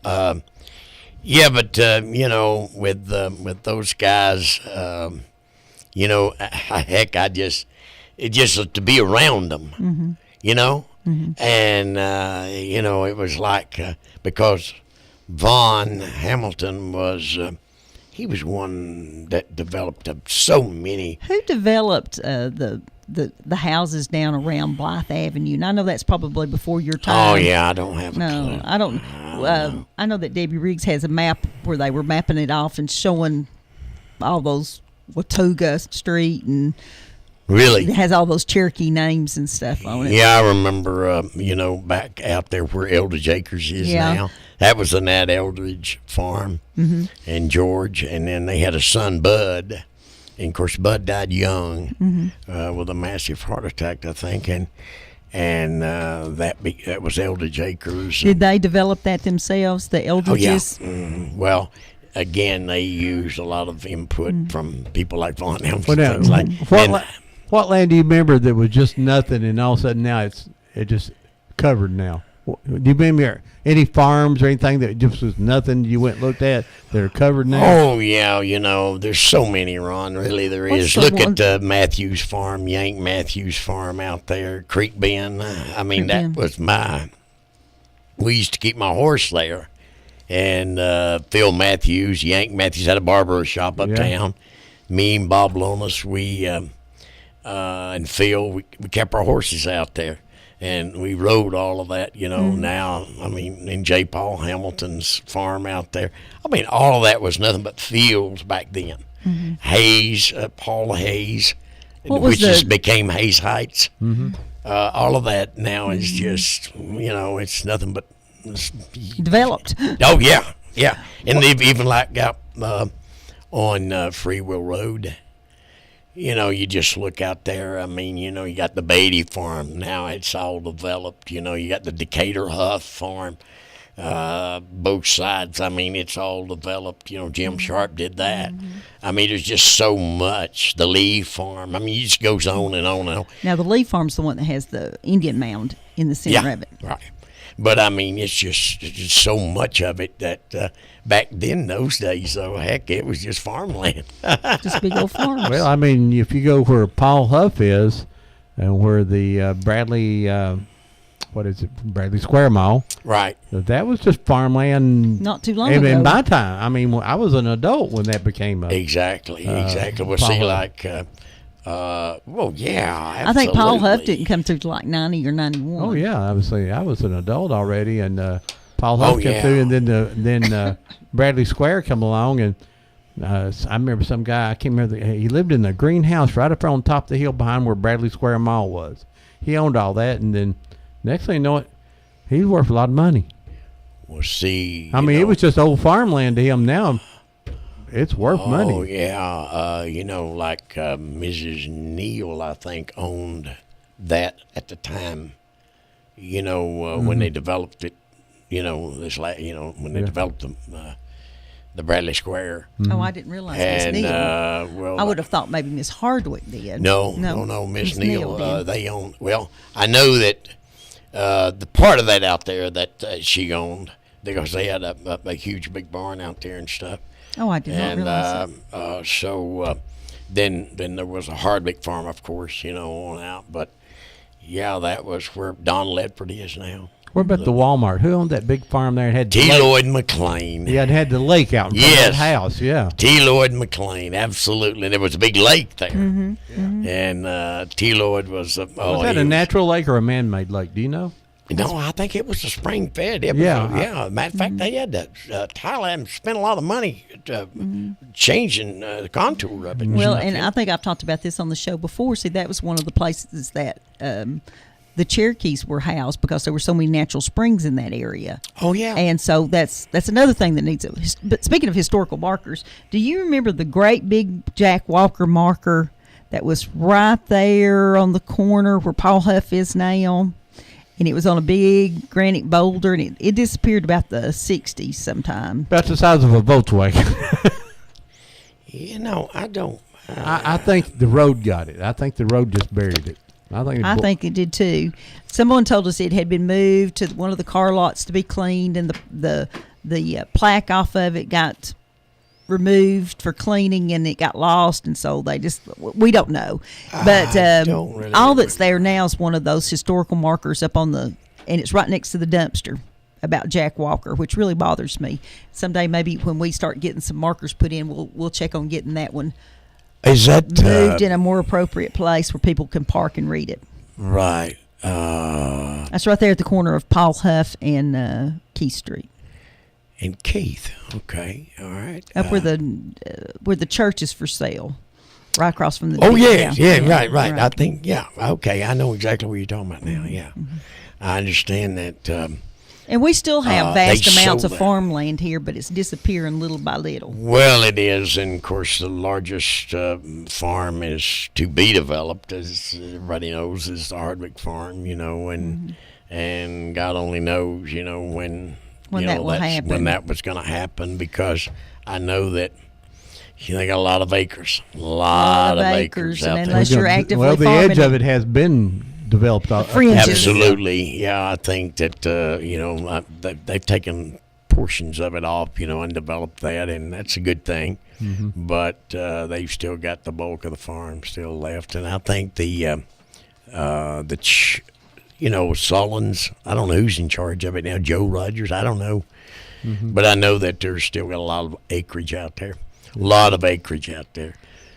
But I do know that, you mentioned earlier about, you were talking about the corner out there where the Bradley Square is. Mm-hmm. Well, T. Lloyd McLean, then there was another one on down below T. Lloyd, and I'm trying to think of who that was that had that property down there on the far side, which, it's kind of like swampland now. Yeah, there's what is that, a little Harry's Market and stuff Yeah. out there. Mouse Creek. It's all lowland, lowland. in there. Harry's gets flooded a lot. Oh, yeah, and but trying to think who owned that strip through there, and I believe, Wanda Duff used to own. Oh, I don't know okay. if she still does or not, or Clifton.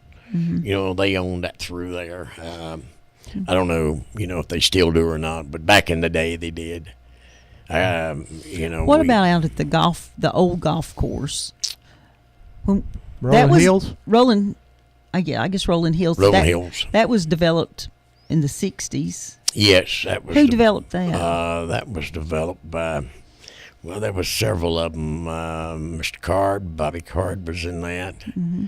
I think Mr. Reimer, Robert Reimer was in that.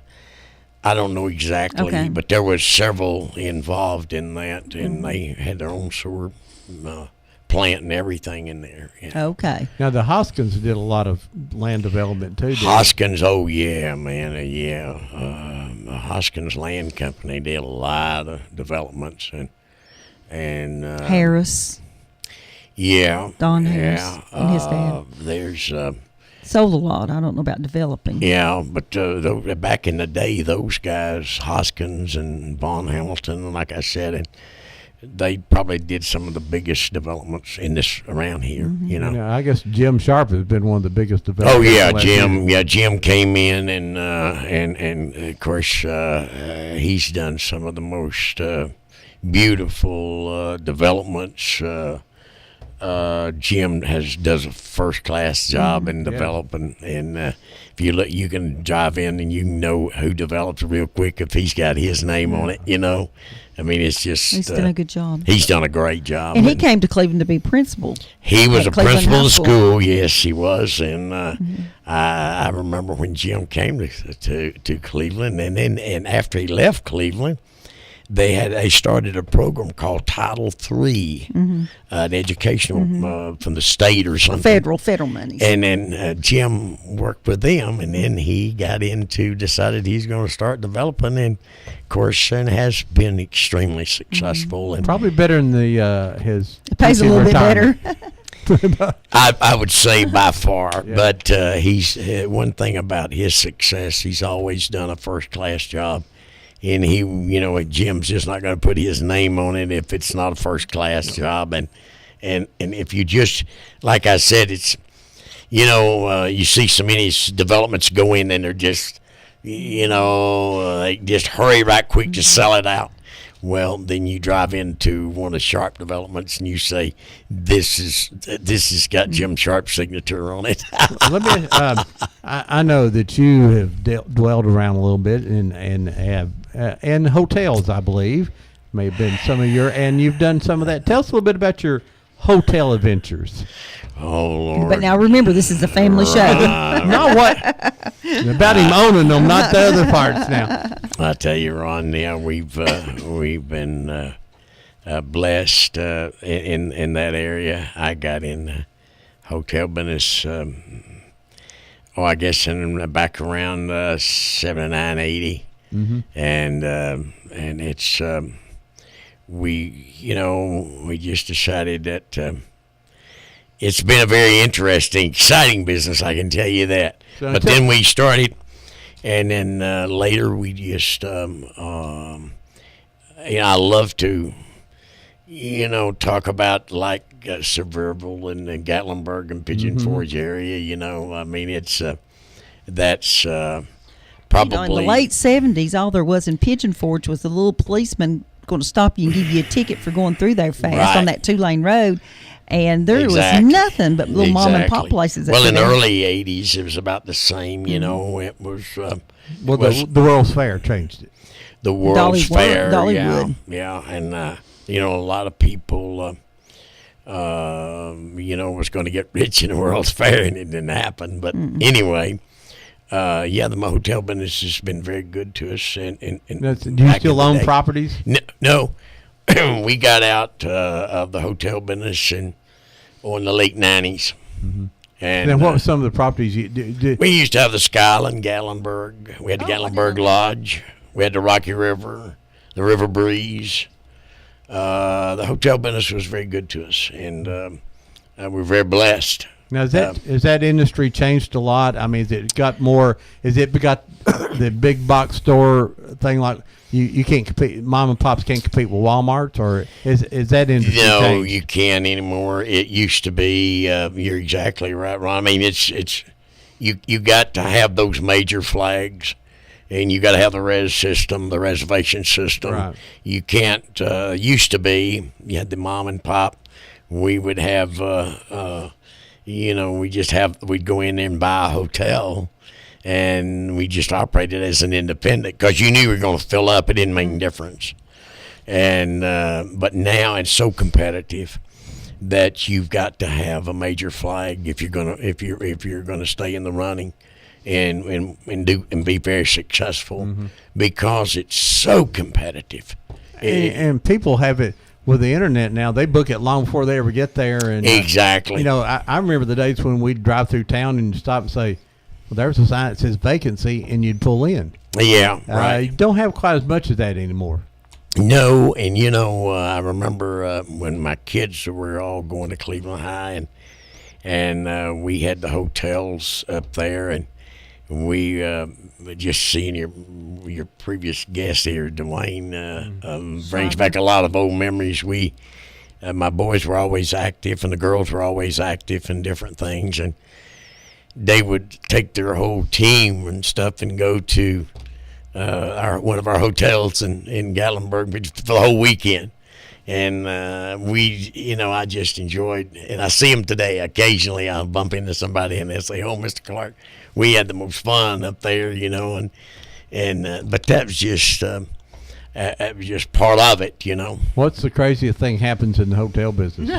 Oh, Ron, you wouldn't believe. If people knew when we bought the Howard Johnson Disney World, That was the biggest. We bought that hotel from a guy out of Nashville, Tennessee, and I didn't realize, how the Florida market was, and I didn't realize how you got so much insider stuff goes on there, and it's remarkable because you've got, people while they're out at the pool, you've got somebody going in the room and getting their credit cards and this. So we had to hire Samoans. I hired 2 big Samoans as security guards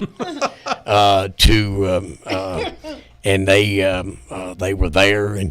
But what happens is it's inside. You've got somebody that works and maybe in housekeeping or something, and they will give a key or something. Used to be, it's changed now, but they would give a key to their boyfriend or something, and maybe we had a lot of international tourists. And they knew people were in and out too. Yeah, and they wait till they'd see them at the pool. Was organized crime heavier in Florida there than in the Orlando area? I mean, we know there was organized crime in Florida, but yeah, and I don't know if that. I don't know if it was. I don't think it was organized crime. This was bum crime. They would watch somebody till they would go to the pool, and then they would tell their boyfriend or girlfriend or whatever, and then they'd go and they'd go in the room, and get their credit cards, and then they would be. Well, heck, they don't have credit cards and stuff, things like this. It's just it finally got to where that the bad part of that was they couldn't pay you if they didn't have the credit card. I know what you're doing. We finally, we used to have a lot of that happening, especially in Florida. You don't have as much of it in Gatlinburg because it's just a different clientele of people. People steal towels? Oh, they're always going to steal your towels. It don't make any difference. What else? They take your towels and wash clothes. They don't, in their opinion, they don't think they're really stealing your towels. They just think they're taking your towels because they paid you for the room and the towels came with it. Yeah. Well, that's not what the way. else would they take? Oh, anything that's. I heard they'd take the paintings off the walls and things, the art and things. I have had that done to me. Yes, they would take, and of course, then we started putting them screws, screwing them down to the walls, and that's really. But again, in your, it's changed a lot. And your major flags, when I say major flag, I'm talking about major franchises, the Hiltons, Sheratons, whatever. You've always, it's different now than it was back, with the mom and pops and stuff, because those people, they just come in and just, but then some of the finest people in the world were your guests. We had people come to Gatlinburg for years. Every year, they would come to Gatlinburg and they'd stay with us. And they've been doing that before we even got there. Same every year. They work hard all year long to get a vacation. And they get that vacation and they come to Gatlinburg, stay at the same hotel, buy the same things that they bought last year, some T-shirts and whatever. And it's just, but they enjoy that. And that's they work all year for that. Sound like we do, Deb. How many rooms total did you own at one time? Total rooms. Do you have any idea? At one time, I guess we had, we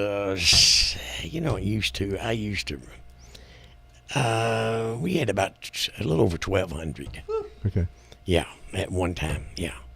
And we were very blessed. And of course, we had them in South Carolina. We had the Ramada Inn at Beaufort, South Carolina, at the Marine Base. That was ours. It's hard to manage that from a distance. Yes, it is. But we had a good staff back in the day, when our office up on 25th Street. We had a good staff, very good staff. And we had a good group of people work for us. And that was what was important. Mm-hmm. You got to be able to have that staff and depend on them, Right, right. Well, that's been about 2 hours of talking with you, Hoyt. And Hoyt's been quiet today. I've enjoyed it. If you got any final comments you want to make or anything you want to tell our listeners? Ron, I've just enjoyed the show. I always, when I have a chance, I listen to your show because you never know what's going to be on, and I'm always excited because you never know. And when you get my age, most of them you know. Mm-hmm. You know who it is because, if you... Yeah. Hoyt's very appreciative of all those people that didn't call in and tell stories on him. Oh, yes, I really am. I was worried when thankful. your sister called in. I was sure she. Oh, yeah, she could tell a lot of them. You only gave her away, is all you did. Yeah. Well, thank you so much, Hoyt, for coming in today. Well, you're Next certainly week, welcome. we're going to have the Snake Man and Fat Cat on, and we're going to be talking about That's all you fast need cars to say. Snake Man and Fat. That's it. All of that fun stuff. Maybe Snake Man will tell. We always like to tell everybody, it's your responsibility to save the history of your family, your neighborhood, the businesses that your families run. You'll never know what a picture of like your dad might mean to someone who worked with him, or a memory. If your dad and mom's still alive, you got to go record their stories now. You've got to write them down, get a tape player. Your phone will record people now. Take videos of them. If your grandparents are still alive, really go out there because you never know. Hoyt, my moms are both going through tough times, and wish we'd wrote down more of their stories. That's the truth. That's for sure. And we miss those things. So make sure you do that. Well, we always tell people everyone will remember Pearl Harbor, but Deb's not listening. You missed your cue, Deb. But will we remember Aunt Pearl? There you go. God, she's slow today. I don't know about her. Hey. I was waiting for you to say my name. Well, gosh, you posted no. Yeah. You can tell we've been married a long time. Yeah. Hoyt, we've been happily married for 25 years. Been married 34, but that's a different story. 35. 35. Something like that. We'll see you later. Bye-bye. Where'd the old town go? They moved it all north of here in a shopping mall. Ooh, where'd the old town go? Did my hometown get old, or just me? Did all my friends get old, or just me? Are they all gonna have to be told, or just me?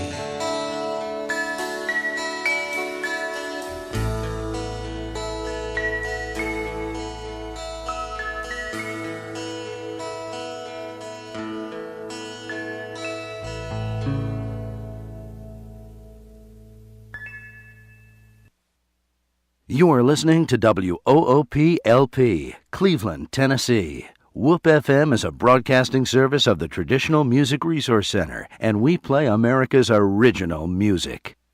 Check into cash. The cash you need is closer than you think. Get an auto title loan today for up to $2,500 at Check Into Cash. You drive home with the cash in your pocket. Visit Check Into Cash for an auto title loan today, or get a payday advance for up to $425. Call toll-free 877-262-CASH. Title loan amount determined by value of